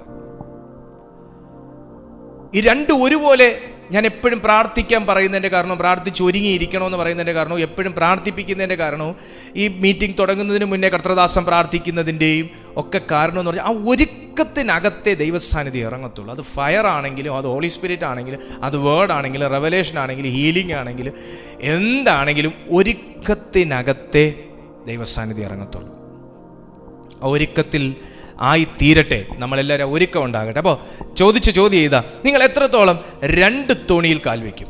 യഹോവ ദൈവമെങ്കിൽ അവനെ അനുഗമിപ്പിൻ. ഇത് ദൈവം ആരോടോ പറയുന്ന ഒരു ഉപദേശ ശബ്ദമായി സംസാരിച്ചു വരുമ്പോൾ എനിക്ക് ഫീൽ ചെയ്യുന്നുണ്ട്. യഹോവ ദൈവമെങ്കിൽ. ദൈവമക്കളെ, നമുക്കൊരു ദൈവമേ ഉള്ളൂ, ഒറ്റ ദൈവമേ ഉള്ളൂ. ദൈവങ്ങൾ ഇല്ല, ഒറ്റ ദൈവമേ ഉള്ളൂ. യഹോവ ദൈവമെങ്കിൽ അവനെ അനുഗമിപ്പിൻ. ബാൽ എങ്കിലോ അവനെ അനുഗമിപ്പിൻ. ബാൽ എങ്കിലോ അവനെ അനുഗമിപ്പിൻ. ഒരു വഴിക്കേ പോകാവുള്ളൂ. ഒരു വ്യക്തിയെ നമ്മൾ ദൈവമേ എന്ന് വിളിക്കാവുള്ളൂ. പല വ്യക്തിയെ നമ്മൾ ദൈവമേ എന്ന് വിളിച്ചാൽ നമ്മൾ ദൈവമേ എന്ന് വിളിക്കുന്നതിനകത്ത് എന്ത് ആത്മാർത്ഥതയാണ് നമുക്ക് അവകാശപ്പെടാനുള്ളത്? അപ്പോൾ ഏലിയാവിൻ്റെയും മനോഭാരം ഇതായിരുന്നു. എത്രത്തോളം രണ്ട് തോണിയിൽ കാൽ വെക്കും, എത്രത്തോളം രണ്ട് ഉപദേശത്തിൽ നിൽക്കും, എത്രത്തോളം രണ്ട് വിശ്വാസത്തിൽ നിൽക്കും. യഹോവ ദൈവമെങ്കിൽ അവനെ അനുഗമിപ്പിൻ, ബാലെങ്കിലോ അതാണോ നിങ്ങളുടെ ഇതെങ്കിൽ അനുഗമിപ്പിൻ. ഇവർക്ക് ബാലിലാണോ യഹോവയിലാണോ വിശ്വാസം? ആകെ മൊത്തം കൺഫ്യൂഷനാണ്. ഇന്നും ക്രിസ്തീയ ജീവിതത്തിനകത്ത്, ക്രിസ്തീയ ഗോളത്തിനകത്ത് യേശുവെ എന്ന് വിളിക്കുന്നവരുടെ ഇടയിൽ പോലും ഈ ഒരു കൺഫ്യൂഷനുണ്ട്. ഞാൻ യേശുവിനെയാണോ വിളിക്കേണ്ടേ, പരിശുദ്ധാത്മാവിനെയാണോ വിളിക്കേണ്ടേ, പിതാവായ ദൈവത്തെയാണോ വിളിക്കേണ്ടത്? ഒത്തിരി പേര് സംശയം ചോദിച്ചിട്ടുണ്ട്. വചനത്തിൻ്റെ അടിസ്ഥാനത്തിൽ എന്നെ കൊണ്ട് പറ്റുന്ന പോലെ ദൈവം തന്ന കൃപയ്ക്കൊത്തവണ ഞാനത് റിവീൽ ചെയ്തിട്ടുണ്ട്. ഹല്ലേലൂയ. ഇതുകൂടാതെ ഇതിനപ്പുറം മറ്റെന്തെങ്കിലും കൂടെ അഡീഷണലി ഞാൻ വേഗത്തിൽ മറുപടി കിട്ടാൻ വേണ്ടി ഞാൻ സ്വീകരിക്കേണ്ടതുണ്ടോ എന്നുള്ള സംശയവും വിശ്വാസികളുടെ ഇടയിലുണ്ട്. എന്നാൽ ദൈവത്തിൻ്റെ വചനം ഏലിയാവിനെ പോലെ ഒരു അതിശക്തനായ അഭിഷിക്തന്റെ അധരത്തിലൂടെ ഒരു പൊതുസഭയ്ക്ക് നേരെ, ഒരു കൂട്ടം ജനത്തിന് നേരെ, 800ഓളം വരുന്ന ജനത്തിന് നേരെ ഉച്ചത്തിൽ വിളിച്ചു പറയുന്നു. അതിന് പരിശുദ്ധാത്മാവിന്റെ ശബ്ദമായി ലോകം മുഴുവനും ആമേൻ വിളിച്ചു പറയുന്നു. ബാൽ ദൈവമെങ്കിൽ അവനെ അനുഗമിപ്പിൻ, യഹോവ ദൈവമെങ്കിലോ അവനെ അനുഗമിപ്പിൻ. നമുക്ക് ഏക ദൈവമേ ഉള്ളൂ. പിന്നെ ഏലിയാവ് ജനത്തോട് പറഞ്ഞത്, യഹോവയുടെ പ്രവാചകനായി ഞാൻ ഒരുത്തൻ മാത്രമേ ശേഷിക്കുന്നുള്ളൂ. ഒരു ദൈവശബ്ദം കൂടെ പറഞ്ഞോട്ടെ. പലരും നിങ്ങളുടെ കൂടെ വിശ്വാസത്തിൽ ഇറങ്ങിയിട്ട് ഇന്ന് കാണത്തില്ല. പലരും ശുശ്രൂഷയ്ക്ക് ഇറങ്ങിയിട്ട്, പലരും പ്രാർത്ഥിക്കാൻ കൂടിയിട്ട് ഇന്നില്ല. പക്ഷേ നിങ്ങൾ ഒരു വ്യക്തിയെ മാത്രം ദൈവം നിയമിച്ചിരിക്കുന്നുവെങ്കിൽ മോശ കണ്ടതുപോലെ വ്യത്യസ്തമായ ഒരു സാന്നിധ്യം കാണാനൊരു കൃപ കർത്താവ് കണ്ണിന് തന്നു എന്നുള്ളതാണ്. ഇവിടെ പ്രവാചകന്റെ അധരത്തെ തൊട്ട് ശുദ്ധമാക്കിയതുപോലെ നമ്മെ എവിടെയൊക്കെയോ ദൈവം കണ്ടു, നമ്മളെ ശേഷിപ്പിച്ചിരിക്കുക. ഈ 2024 പലരും ശേഷിച്ചിട്ടില്ല. ഈ 2025 ഇതുപോലെ ഏലിയാവിനെ പ്രവാചകനായി ശേഷിപ്പിച്ചിരിക്കുന്നു എന്ന് പറയുന്നത് പോലെ ഒരു ശേഷിപ്പിട്ടിട്ടുണ്ടെങ്കിൽ ഞാൻ ആത്മാവിൽ പ്രവചിക്കുന്നു, ഇത് വെറുതെയല്ല. ഇത് തീ വെളിപ്പെടുത്താൻ ദൈവം നിന്നെ കണ്ടിരിക്കുന്നു. തീ കൊണ്ട് ഉത്തരമരുളാൻ വേണ്ടി ദൈവം നിന്നെ കണ്ടിരിക്കുന്നു. ഹല്ലേലൂയ. പ്രവാചകനെ ഞാൻ ഒരുവൻ മാത്രമേ ശേഷിച്ചിരിപ്പുള്ളൂ, മതി എന്ന് പറ. കർത്താവേ, എൻ്റെ ഭവനത്തിനകത്ത് ഞാൻ ഒരു വ്യക്തിയാണോ ദൈവത്തിൽ വിശ്വസിച്ച് ശേഷിച്ചിരിക്കുന്നത്? മതി എന്ന് പറ. നിങ്ങളുടെ കുടുംബത്തിൽ നിങ്ങളൊരു വ്യക്തിയാണോ ദൈവത്തിൽ വിശ്വസിച്ച് ശേഷിച്ചിരിക്കുന്നത്? മതി എന്ന് പറ. നിങ്ങളുടെ ദേശത്തിൽ, നിങ്ങളുടെ ലൊക്കാലിറ്റിയിൽ ആമേൻ നിങ്ങളൊരു വ്യക്തിയാണോ, സഭയിൽ നിങ്ങളൊരു വ്യക്തിയാണോ വിശ്വാസിയായി ശേഷിച്ചിരിക്കുന്നത്? മതി എന്ന് പറ. ബാലിന്റെ 750, 850, 1050, 2050 പ്രവാചകന്മാരുടെ അത്രയും ഗണമൊന്നും ഏലിയാവിനെ പോലെ ഒരു ഒറ്റ മനുഷ്യന്റെ കൂടെ ഇല്ല. കൂടെ നിൽക്കാൻ ആരുമില്ല. ദൈവനാമവും ദൈവത്തിലുള്ള വിശ്വാസവും തന്റെ ജീവിതത്തിലുള്ള ഉറപ്പും മാത്രമുള്ള ഏലിയാവ് പറഞ്ഞൊരു വാക്കിതാണ്, ഞാൻ ഒരുത്തൻ മാത്രമേ പ്രവാചകനായി ശേഷിക്കുന്നുള്ളൂ. പറ, ഞാൻ ഒരുത്തൻ മാത്രം മതി എന്ന് പറ. കാരണം എന്നാ? ഞാൻ പറയുമ്പോ 2000 പേരുടെ മാംസഭുജത്തിന്റെ ബലത്തെക്കാളും ഒരൊറ്റ തീ കൊണ്ട് ഉത്തരമരുളുന്ന ദൈവത്തിലാണ് ഞാൻ വിശ്വസിച്ച് നിൽക്കുന്നേ. ഞാൻ ബാലിനെ അനുഗമിക്കുന്നവനല്ല, ഞാൻ ദൈവത്തെ അനുഗമിക്കുന്നവനാ. സാത്താന്റെ കാതടയ്ക്കുന്ന രീതിയിൽ വായു തുറന്ന് പറയാൻ പറ്റുമോ? ഞാൻ സാത്താനെ അനുഗമിക്കുന്നവനല്ല, ഞാൻ ബാലിനെ അനുഗമിക്കുന്നവനല്ല, ഞാൻ പൈശാചിക ശക്തികളെ അനുഗമിക്കുന്നവനല്ല, മറ്റു മധ്യസ്ഥന്മാരെ മധ്യസ്ഥം പിടിക്കുന്നവനല്ല, ഞാൻ ജീവനുള്ള ദൈവത്തെ മാത്രം അനുഗമിക്കുന്നവനാ. ആ അനുഗമിക്കുന്നവനെ ഭയപ്പെട്ടേ പറ്റൂ. ആ അനുഗമിക്കുന്നവനെ ഭയപ്പെട്ടേ പറ്റൂ. അനുഗമിക്കുന്നവനെ ഭയപ്പെട്ടേ പറ്റൂ. ഇത്രയും ഉച്ചത്തിൽ സംസാരിക്കണമെങ്കിൽ, ഏലിയാവ് സംസാരിക്കണമെങ്കിൽ, ഏലിയാവിൻ്റെ ബലം പരിശുദ്ധാത്മാവിൽ മാത്രമല്ല, തന്നെക്കുറിച്ചൊരു ബോധ്യമുണ്ട്. ഞാൻ നിൽക്കുന്നത് ഒറ്റ തോണിയിലാന്നൊരു ബോധ്യം കൂടെ ഉണ്ട്. വിളിച്ചു പറയുമ്പോഴേ, നീ എത്രത്തോളം 2 തോണി കാലു വെക്കോടാ എന്ന് ചോദിക്കുമ്പോൾ, ഞാനും അതല്ലേ ചെയ്തുകൊണ്ടിരിക്കുന്നേ എന്ന് അദ്ദേഹത്തിന്റെ മനസ്സാക്ഷിക്ക് പറയാൻ തരമില്ല. കാര്യം അദ്ദേഹം ഏക സത്യ ദൈവമാകുന്ന തോണിയിൽ സഞ്ചരിക്കുന്നവനാണ്. ഞാൻ പറഞ്ഞ തീ ഇറങ്ങും എന്ന് പറഞ്ഞാൽ എനിക്ക് അത്രയും ഒരു ബന്ധം ആ സന്നിധിയുമായിട്ടുണ്ട് എന്നൊരു കോൺഫിഡൻസ്. ചില ആൾക്കാരൊക്കെ പ്രാർത്ഥിക്കാൻ വിളിക്കുമ്പോൾ ഇങ്ങനെ പറയാറുണ്ട്, പാസ്റ്റർ നിങ്ങളോടൊക്കെ ദൈവം സംസാരിക്കും, എന്തെങ്കിലും ഒന്ന് പ്രാർത്ഥിച്ചിട്ട് ഒരു ദൈവശബ്ദം പറഞ്ഞു. നിങ്ങളോടൊക്കെ അല്ലേ ദൈവം സംസാരിക്കുന്നത്? ആൻറ്റിയോട് ആരാ പറഞ്ഞേ? അങ്കിളിനോട് ആരാ പറഞ്ഞതൊക്കെ? ഞങ്ങളോടും സംസാരിക്കും, നിങ്ങളോടും സംസാരിക്കും, ഞങ്ങളോടും സംസാരിക്കും, നിങ്ങളോടും സംസാരിക്കും. അത് ഏലിയാവിനെ പോലെ ഒരു ബോധ്യം പിടിച്ചാൽ മതി. മോശയെ പോലെ ചെരുപ്പ് അഴിച്ചു മാറ്റുക. നമ്മൾ പലയിടത്ത് കയറി ഇറങ്ങാനുള്ളവരല്ല. നമ്മളൊരു സാന്നിധ്യം കണ്ടിറങ്ങിയവരാ, ഒരു ശബ്ദം കേട്ടിറങ്ങിയവരാ, ഒരു ദൈവമുഖം കണ്ടവരാ, ഒരു പരിശുദ്ധാത്മാവിൽ നിന്ന്, ഒരു പാനപാത്രത്തിൽ നിന്ന്, ഒരു അപ്പത്തിൻ്റെ അംശികളും ആയവരാ, ഒരു ഉപദേശം സ്വീകരിച്ചവരാ, ഈ തിരുവെഴുത്തിനകത്ത് വിശ്വസിക്കുന്നവരാ. നമ്മൾ അതിലാണ് എന്ന് നമുക്ക് നമ്മുടെ മനസ്സാക്ഷിക്ക് ഉറപ്പുണ്ടെങ്കിൽ ദൈവം നമ്മളോട് സംസാരിക്കും. ദൈവം നമ്മളോട് സംസാരിക്കും. ദൈവം നമ്മളോട് സംസാരിക്കാതെ ആരോട് സംസാരിക്കാനാണ്? കർത്താവ് ദൂതന്മാരായിട്ടൊന്നും അങ്ങനെ കമ്പനി അടിച്ചിരിക്കുന്നില്ല. ദൂതന്മാർക്ക് സംസാരിക്കാൻ സമയമില്ല. അവരെപ്പോഴും വർഷിപ്പേഴ്സാ. അയ്യോ, വെള്ളം കുടിക്കാതെ അവർ വർഷിപ്പ് ചെയ്തുകൊണ്ടിരിക്കുക. എൻ്റെ കർത്താവേ, ഹോറാസിയേ മഹസിയബ്ബ ഗ്ലോറി. ആ നിലവാരത്തിൽ ദൈവത്തിൻ്റെ ആത്മാവ് നമ്മെ തീയുടെ അംശികളാക്കി മാറ്റാൻ ആഗ്രഹിക്കുകയാണ്. അതുകൊണ്ട് അവർ നിങ്ങൾ അവനെ അനുഗമിപ്പിൻ. അപ്പോൾ ബാലിൻ്റെ പ്രവാചകന്മാരോ 450 പേരുണ്ട്. ഞാനൊരുത്ത മാത്രമേ ശേഷിക്കുന്നുള്ളൂ. ബാലിൻ്റെ പ്രവാചകന്മാരോ 450 പേരുണ്ട്. ഞങ്ങൾക്ക് 2 കാളയെ തരട്ടെ. ഒരു കാളയെ അവർ തിരഞ്ഞെടുത്ത് ഖണ്ഡമാക്കി തീ ഇടാതെ വിറകിന്മേൽ വെക്കട്ടെ. മറ്റേ കാളയെ ഞാനും ഒരുക്കി തീ ഇടാതെ വിറകിന്മേൽ വെക്കാം. നിങ്ങൾ വിളിച്ചപേക്ഷിപ്പിൻ, ഞാൻ യഹോവയുടെ നാമത്തെ വിളിച്ചപേക്ഷിക്കാം. തീ കൊണ്ട് ഉത്തരമരുളുന്ന ദൈവം തന്നെ ദൈവം എന്നിരിക്കട്ടെ. അപ്പോൾ ഇത് ഒരു ചലഞ്ചാണ്. എന്നാൽ ഞാനൊരു കാര്യം പറയാം. ഈ ലോകത്തിൽ നിന്നുള്ള എതിർപ്പ് എന്നൊരു രീതിയിൽ ഇതിനൊരു തലക്കെട്ട് കൊടുത്താൽ, ലോകത്തിൽ നിന്നുള്ളൊരു എതിർപ്പ് എന്നുള്ള രീതിയിൽ ഇതിന് തലക്കെട്ട് കൊടുത്താൽ, ഏലിയാവ് എന്ന് പറയുന്ന ദൈവപുരുഷന് നേരെ 450 പേരാണ് നിരന്ന് നിൽക്കുന്നത്. പുറകെ വേറെയും കുറേ എണ്ണമുണ്ട്. 450 പേരാണ് ഏലിയാവെന്ന് പറയുന്ന ഏക ദൈവ മനുഷ്യന് നേരെ നിരന്ന് നിൽക്കുന്നത്. അദ്ദേഹത്തിന് എതിർത്ത് തോപ്പിക്കാൻ പറ്റുമോ മാനുഷികമായി? ഇത് ഇന്നത്തെ സമൂഹത്തിൽ ഒരു ദൈവവിശ്വാസി അനുഭവിക്കുന്ന ഒരു വെല്ലുവിളിയാണ്. പല വിശ്വാസങ്ങളിൽ നിന്നുള്ള എതിർപ്പുകൾ ഒരു ദൈവഭക്തന്റെ നേരെ വരാം. പല സമൂഹത്തിൽ നിന്നുള്ള ചോദ്യശരങ്ങൾ ഒരു ഭക്തന്റെ നേരെ, ദൈവസഭയ്ക്ക് നേരെ വരാം. എത്ര എതിർത്താലും അറിഞ്ഞ സത്യത്തിനകത്തെ ഞാൻ നിൽക്കത്തുള്ളൂ എന്നുള്ള ഏലിയാവിന്റെ നിശ്ചയദാർഢ്യം പോലെയാണ് ഈ ചോദ്യശരങ്ങൾ വരുമ്പോൾ ഏതൊരു മനുഷ്യനും നിൽക്കേണ്ടത്. എന്നാൽ ചിലരോട് ചോദിച്ചാൽ അവരപ്പം തന്നെ അവരുടെ അഭിമാനം ഹേതുവായി ഉടനെ അറിഞ്ഞ സത്യത്തെ വിട്ടിട്ട് വീണ്ടും പഴയ വഴിക്ക് പോകാറാണ് പതിവ്. എന്നാൽ അവർ യേശു തിരഞ്ഞെടുത്ത മറ്റ് 75 ശിഷ്യന്മാർ വിട്ടേച്ചു പോയതിന് സമമെന്ന് മാത്രമേ എനിക്ക് തിരുവെഴുത്തിന്റെ വെളിച്ചത്തിൽ പറയാനുള്ളൂ. എന്നാൽ ഏലിയാവ് പറയുന്നു, ഞാൻ ഒരുത്തൻ മാത്രമേ ശേഷിപ്പുള്ളൂ, എനിക്കാരുമില്ല, എനിക്ക് വേണ്ടി പ്രയർ സപ്പോർട്ടേഴ്സ് ആരുമില്ല, ഞാൻ മാത്രമേ ഉള്ളൂ.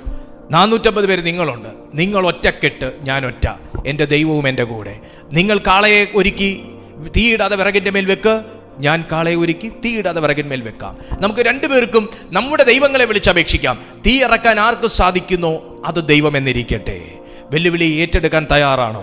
ഇതുപോലെ ലോകത്തിൻ്റെ വിവിധ ഭാഗങ്ങളിൽ നിന്ന്, പട്ടണത്തിൻ്റെ വ്യത്യസ്ത സ്ഥലങ്ങളിൽ നിന്ന്, പല വ്യക്തികളിൽ നിന്ന് നിങ്ങൾക്ക് വിരോധമായി ഏകനായി നീ ശേഷിച്ചിരിക്കെ നിനക്ക് നേരെ 100 കണക്കിന് ചോദ്യശരങ്ങളും 100 കണക്കിന് ആരോപണങ്ങളും 100 കണക്കിന് വെല്ലുവിളികളും 100 കണക്കിന് ഭീഷണി സ്വരങ്ങളും എഴുന്നേറ്റ് വരുമ്പോൾ തീ കൊണ്ട് ഉത്തരമരുളുന്നൊരു ദൈവത്തിൽ നിശ്ചയദാർഢ്യത്തോടെ നിൽക്കാൻ ദൈവം നിന്നെ ഇന്ന് ആ ഒരു ദർശനം നിങ്ങൾക്ക് തന്നിട്ടുണ്ടെങ്കിൽ ഇന്ന് ഉറച്ചു നിന്ന് പറ, ഞാൻ വിളിക്കുന്ന ദൈവം തീ കൊണ്ട് ഉത്തരമരുളുന്ന ദൈവമാകൊണ്ട് 450 അല്ല, 4500 അല്ല, 45,000 അല്ല, 4.5 ലക്ഷമല്ല, എത്ര ചോദ്യങ്ങൾ എനിക്ക് നേരെ വന്നാലും ഒരൊറ്റ സന്നിധിയിൽ നിന്ന് ഇറങ്ങുന്ന തീ സകലത്തിനും മതിയായത്.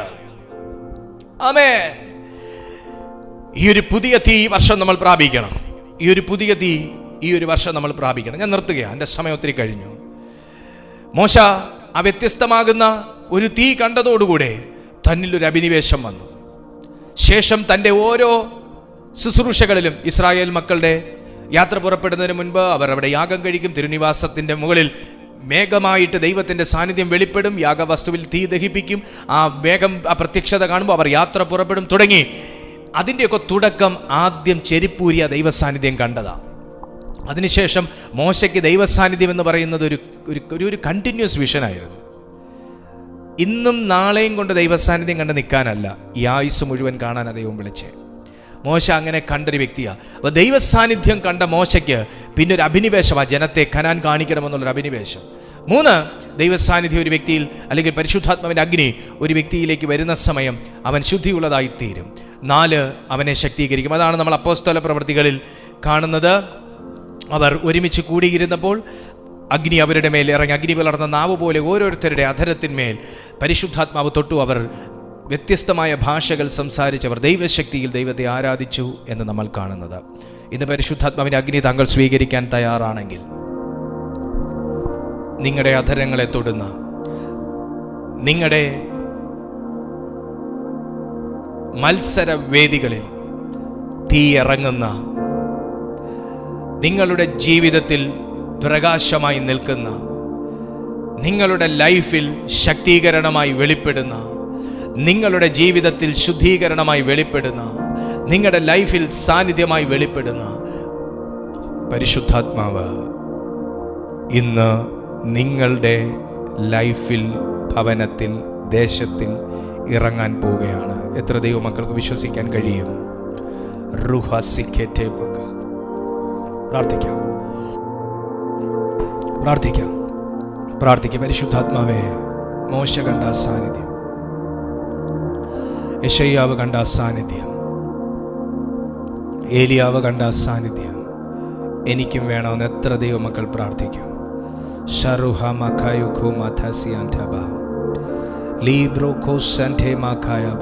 പ്രാർത്ഥിച്ചു തുടങ്ങി എല്ലാവരും. ഏലിയാവ് ഒറ്റയ്ക്ക് നിന്ന് ആ ഒരു ചലഞ്ച് ഏറ്റുന്നുണ്ടെങ്കിൽ, ഏലിയ ഒറ്റയ്ക്ക് നിന്ന് ഇന്ന് ഈ മീറ്റിംഗ് അറ്റൻഡ് ചെയ്യുമ്പോൾ പലരും ജീവിതത്തിൽ ഒറ്റയ്ക്കായിരിക്കും. നിങ്ങൾ ഈ മെസ്സേജ് കേൾക്കുന്നത് പോലും ഒറ്റയ്ക്കായിരിക്കും.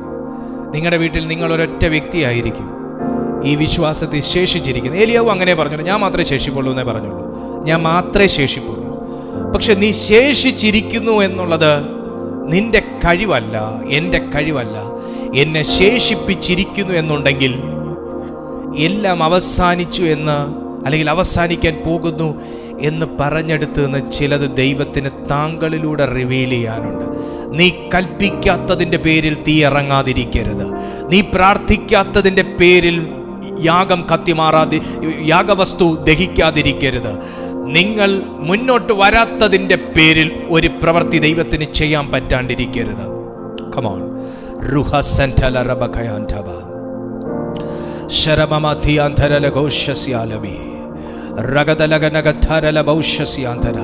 പ്രാർത്ഥിച്ചേ.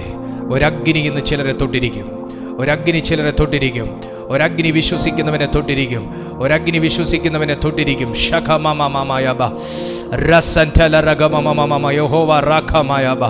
ഇന്ന് നിങ്ങളുടെ ആരാധനയിലും ഉമ്മരപ്പടി കുലുങ്ങട്ടെ. നിങ്ങളുടെ പ്രാർത്ഥനയിലും അടിസ്ഥാനങ്ങൾ ഇളകട്ടെ. ഇത് വ്യത്യസ്തമാകുന്നൊരു ശക്തിയാകുന്നു. ഇത് വ്യത്യസ്തമാകുന്നൊരു ശക്തിയാകുന്നു.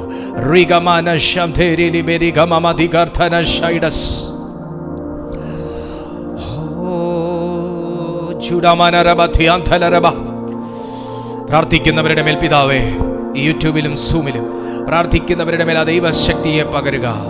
ആ ദൈവശക്തിയെ പകരുക കർത്താവേ. ഈ സെക്കൻഡിൽ ആ ദൈവശക്തിയെ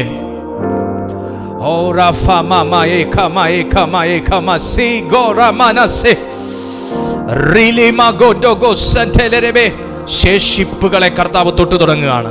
ശേഷിപ്പുകളെ തൊട്ടു തുടങ്ങുകയാണ്. ശേഷിപ്പുകളെ തൊട്ടു തുടങ്ങുകയാണ്. ശേഷിപ്പുകളെ തൊട്ടു തുടങ്ങുകയാണ്. പ്രശ്നങ്ങൾ പലതനവധി നിരവധി നിങ്ങളുടെ ജീവിതത്തിൽ വന്നിട്ടും നിങ്ങൾ ഒരു വ്യക്തിയെ ശേഷിപ്പിച്ചിട്ടുണ്ടെങ്കിൽ, ശേഷിപ്പുകൾ തിരിച്ചറിയുമ്പോൾ ശേഷിപ്പുകൾക്ക് വേണ്ടി ഇറങ്ങുന്നൊരു ദൈവമുണ്ട്. ശേഷിപ്പിച്ചിരിക്കുന്നത് വെറുതെ അല്ല എന്ന് മനസ്സിലാക്കുന്നവന്റെ വാക്കിന്റെ മേൽ ഇറങ്ങുന്ന ഒരു തീയുണ്ട്.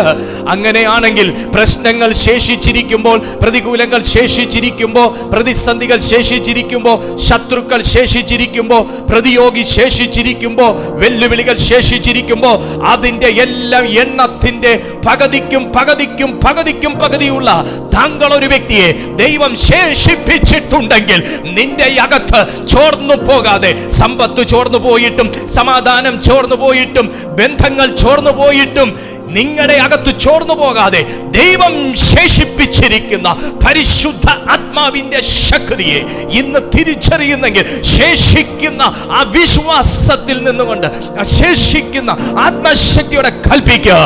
ആ കൂട്ടമായിട്ട് നിൽക്കുന്ന വൈരിയുടെ മേൽ, ആ ഫെലിസ്ത്യ സൈന്യത്തിന്റെ മേൽ ദൈവത്തിന്റെ തീ ഇറങ്ങട്ടെ. അത് നിങ്ങൾ കൽപ്പിക്കുക. ഈ സെക്കൻഡിൽ അത് പറഞ്ഞുകൊണ്ടിരിക്കുമ്പോൾ തന്നെ യേശുവിന്റെ നാമത്തിൽ പലയിടങ്ങളിലും ഡിവൈൻ അപ്പോയിന്റ്മെന്റുകൾ നടക്കുന്നു.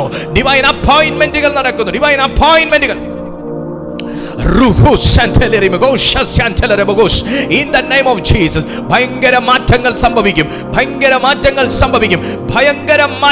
Yes, in the name of Jesus. ശേഷിക്കുന്ന വിശ്വാസത്തിനകത്ത് നിന്നുകൊണ്ട്, ശേഷിക്കുന്ന ആത്മധൈര്യത്തിൽ നിന്നുകൊണ്ട്, അതെത്രയോ ആകട്ടെ. നിന്റെ വീട്ടിൽ എന്തുണ്ട്? എൻ്റെ വീട്ടിൽ ഒരു ഭരണി എണ്ണയുണ്ട്. നിന്റെ വീട്ടിൽ എന്തുണ്ട്? ആകെ എനിക്കും എൻ്റെ കൊച്ചിനും കൂടെ ഉണ്ടാക്കി തിന്നാനുള്ള ഒരടയുടെ മാവും അല്പവിഷവും മാത്രമേ ഉള്ളൂ എന്ന് മറ്റൊരു സ്ത്രീ പറഞ്ഞു. ഒരു ഭരണി എണ്ണയുണ്ട്. മറ്റൊരു സ്ത്രീ പറഞ്ഞു ഒരടയ്ക്കുള്ള മാവേ ഉള്ളൂ. ഇത് തിന്ന് ഞാനും എൻ്റെ കൊച്ചും ആത്മഹത്യ ചെയ്യാൻ നിൽക്കുക. സ്തോത്രം. രണ്ടിടത്തുനിന്ന് രണ്ട് വാക്ക്. പക്ഷേ ശേഷിച്ചത് എന്തെന്ന് പ്രവാചകന്റെ മുമ്പിൽ വെളിപ്പെടുത്താൻ തയ്യാറായിരുന്നു. ശേഷിച്ചതെന്താ? പഴയ വിശ്വാസമൊന്നും ഇല്ല പാസ്റ്ററെ. സാരമില്ല, കുറച്ച് വിശ്വാസം ബാക്കിയുണ്ടെന്നല്ലേ അതിന്റെ അർത്ഥം. പഴയ പ്രതീക്ഷയൊന്നും ഇപ്പൊ ഇല്ല പാസ്റ്ററെ. സാരമില്ല, കുറച്ച് പ്രതീക്ഷ ഇപ്പോഴും ഉണ്ടെന്നല്ലേ അതിന്റെ അർത്ഥം. പഴയ പ്രാർത്ഥനയൊന്നും ഇപ്പൊ ഇല്ല പാസ്റ്ററെ. സാരമില്ല, പ്രാർത്ഥിക്കാൻ ഒരു മനസ്സുണ്ടെന്നല്ലേ അതിന്റെ അർത്ഥം. അതിനകത്ത് നീ ഉറച്ചു നിൽക്കാമെങ്കിൽ അല്പം കൊണ്ടും അധികം കൊണ്ടും വലിയ കാര്യങ്ങൾ ചെയ്യാൻ കഴിയുന്ന ദൈവം നിന്റെ വിശ്വാസത്തെ മാനിച്ചിരിക്കും. തീ ഇറങ്ങിയിരിക്കും. കാരാഗ്രഹം തുറന്നിരിക്കും. അടിസ്ഥാനം കുലുങ്ങിയിരിക്കും.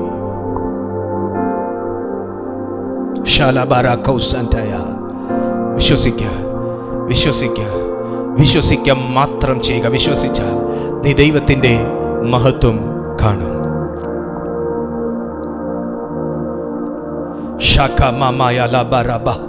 ഞാനിത് പറഞ്ഞുകൊണ്ടിരിക്കുമ്പോൾ ജനത്തിന്റെ അധരങ്ങളെ പരിശുദ്ധാത്മാവ് തൊടുന്നു.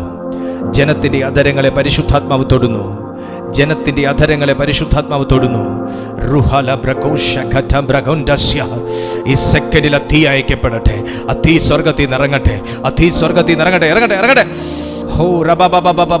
എനിക്ക് കാണാം വ്യക്തികളുടെ മേലെ തീ ഇറങ്ങുന്നത് എനിക്ക് കാണാം. ഒരു പുതിയ ബലം ഈ സെക്കൻഡ് പുതുകി വരുന്നൊരു ബലം ചിലരെ തൊടുന്നു. ആ ശബ്ദത്തിന്മേൽ ദൈവശക്തി വ്യാപരിക്കട്ടെ. ആ അന്യഭാഷയിൽ ദൈവശക്തി വ്യാപരിക്കട്ടെ. ആ കൈകളിൽ ദൈവശക്തി വ്യാപരിക്കട്ടെ. ആ ഉടലിൽ ദൈവശക്തി വ്യാപരിക്കട്ടെ. യേശുവിന്റെ നാമത്തിൽ fire. Shalababa Yehova Rasike mama mandala bagosha ralkatala bragoshasia in the name of Jesus. Hallelujah. Raseme kana makayandaba rigal tamana shantala bagoshasia. Yes, നീ ഒരുത്തൻ മാത്രം ശേഷിച്ചെങ്കിൽ ഒരു ശേഷിപ്പ് നിന്റെ മേൽ പകരാനും കൂടെ വേണ്ടിയാ. നീ ഒരുത്തൻ മാത്രം നിലനിന്നെങ്കിൽ ഒരു ശേഷിപ്പ് നിന്റെ മേൽ പകരാൻ വേണ്ടിയാ. മറ്റാരുടെയോ മേൽ പകരാൻ കഴിയാത്ത ഒരു ശേഷിപ്പ്, നിങ്ങളുടെ കുടുംബത്തിൽ ആരുടെയും മേൽ പകരാൻ കഴിയാത്തൊരു ശേഷിപ്പ് നിങ്ങളുടെ മേൽ എൻ്റെ ദൈവം കണ്ടിരിക്കുന്ന ഒരു വ്യക്തിത്വമാകുന്നു താങ്കൾ. പിതാവേ, ഈ ജനത്തെ അവിടുത്തെ കരങ്ങളിലേക്ക് ഞാൻ ഏൽപ്പിച്ച് പ്രാർത്ഥിക്കുന്നു. ദൈവത്തിൻ്റെ മഹത്വത്തിൻ്റെ സാന്നിധ്യം ഈ ജനത്തിൻ്റെ മേൽ പകരണമേ. അത്യന്ത ശക്തി, അസാധാരണമാകുന്ന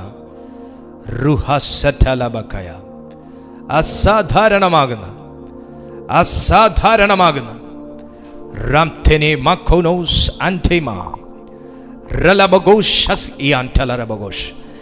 ഒരു ദൈവത്തിൻ്റെ സാന്നിധ്യം, അസാധാരണമാകുന്നു ഒരു ദൈവത്തിൻ്റെ സാന്നിധ്യം. ഞാനിത് പറയുമ്പോൾ തന്നെ, വാക്ക് പറഞ്ഞുകൊണ്ടിരിക്കുമ്പോൾ തന്നെ ദൈവശക്തി അടിക്കുന്നു. അസാധാരണമാകുന്നു ദൈവത്തിൻ്റെ സാന്നിധ്യം ഈ സെക്കൻഡിൽ ജനത്തിന്റെ മേൽ വീഴട്ടെ. ഇവർ ശക്തി കൊണ്ട് നിറയട്ടെ. നിരാശകൾ മാറട്ടെ, നിന്ന മാറട്ടെ, ഭയം മാറട്ടെ, ആകുലത മാറട്ടെ. ഇവരുടെ ജീവിതത്തിൽ ആശ്വാസം വരട്ടെ. ഞാൻ യേശു ക്രിസ്തുവിൻ്റെ നാമത്തിൽ പ്രാർത്ഥിച്ച് ഇവരെ ബ്ലസ് ചെയ്യുന്നു. മഹത്വം അങ്ങേക്ക്, യേശുവിൻ നാമത്തിൽ തന്നെ. ആമേൻ. കർത്താവ് നിങ്ങളെ സഹായിക്കട്ടെ. ദൈവത്തിൻ്റെ പരിശുദ്ധാത്മാവ് നിങ്ങളെ ഓരോരുത്തരെയും തൊട്ടിട്ടുണ്ട്. നിങ്ങളുടെ പ്രാർത്ഥനാ വിഷയങ്ങൾ, നിങ്ങളുടെ സാക്ഷ്യങ്ങൾ എല്ലാം നിങ്ങൾക്ക് ഞങ്ങളുടെ വാട്സാപ്പ് നമ്പറിൽ നിങ്ങൾക്ക് അറിയിക്കാവുന്നതാണ്. നിങ്ങൾക്ക് ഞങ്ങളുടെ ഈ മീറ്റിങ്ങിൽ ദിവസവും 2 നേരം പങ്കെടുക്കാൻ താല്പര്യമുണ്ടെങ്കിൽ, നിങ്ങൾക്ക് ഞങ്ങളുടെ സ്പെഷ്യൽ മീറ്റിംഗ്സിനെ കുറിച്ചുള്ള അറിയിപ്പുകൾ വേണമെങ്കിൽ ഈ നമ്പറിൽ നിങ്ങൾക്ക് നിങ്ങളുടെ പേരും സ്ഥലവും കൂടെ രേഖപ്പെടുത്തിയതിന് ശേഷം നിങ്ങൾക്ക് മീറ്റിങ്ങിൻ്റെ ലിങ്ക് ആവശ്യമുണ്ടെന്ന് അറിയിച്ചാൽ തീർച്ചയായിട്ടും അയച്ചു കിട്ടും. നിങ്ങൾക്ക് മീറ്റിങ്ങിൽ പങ്കെടുക്കാം. നിങ്ങളെ ദൈവം അനുഗ്രഹിക്കും. ഒരു പുതിയൊരു യോദ്ധാവാക്കി അപ്പൻ നിങ്ങളെ മാറ്റി എടുത്തിരിക്കും. എത്ര പേർക്ക് കൂടെ ചേർന്ന് ആമേൻ പറയാൻ പറ്റും? ഒരു പുതിയ യോദ്ധാവാക്കി. അങ്ങനെയൊന്നും താങ്കൾ നശിച്ചു പോകത്തില്ല, അങ്ങനെയൊന്നും നിങ്ങൾ ചോർന്നു പോകത്തില്ല. സർവശക്തനായ ദൈവം അസാധാരണ വ്യക്തിത്വമാക്കി നിങ്ങളെ മാറ്റിയിരിക്കും. ആമേൻ. നമുക്കടുത്ത ദിവസം ഒരുമിച്ച് കാണാം. നാളെ രാവിലെ 6:30 മണിക്ക്, എല്ലാ ദിവസവും രാവിലെ 6:30 മണിക്ക് മോർണിംഗ് മെസ്സേജ് ഉണ്ട്. ഈവനിങ് 6:30 ഈവനിങ് സർവീസ് ഉണ്ട്. പങ്കെടുക്കുക, പരിശുദ്ധാത്മാവിൽ നിറയുക, കർത്താവിൻ്റെ വരവിനായി ഒരുങ്ങുക, ദൈവിക ശക്തി കാത്തു സൂക്ഷിക്കുക. അടുത്ത ദിവസം കാണുന്നത് വരെ അത്യുന്നതൻ്റെ ചിറകിൻ്റെ കീഴിൽ കർത്താവ് നമ്മെ സൂക്ഷിക്കട്ടെ.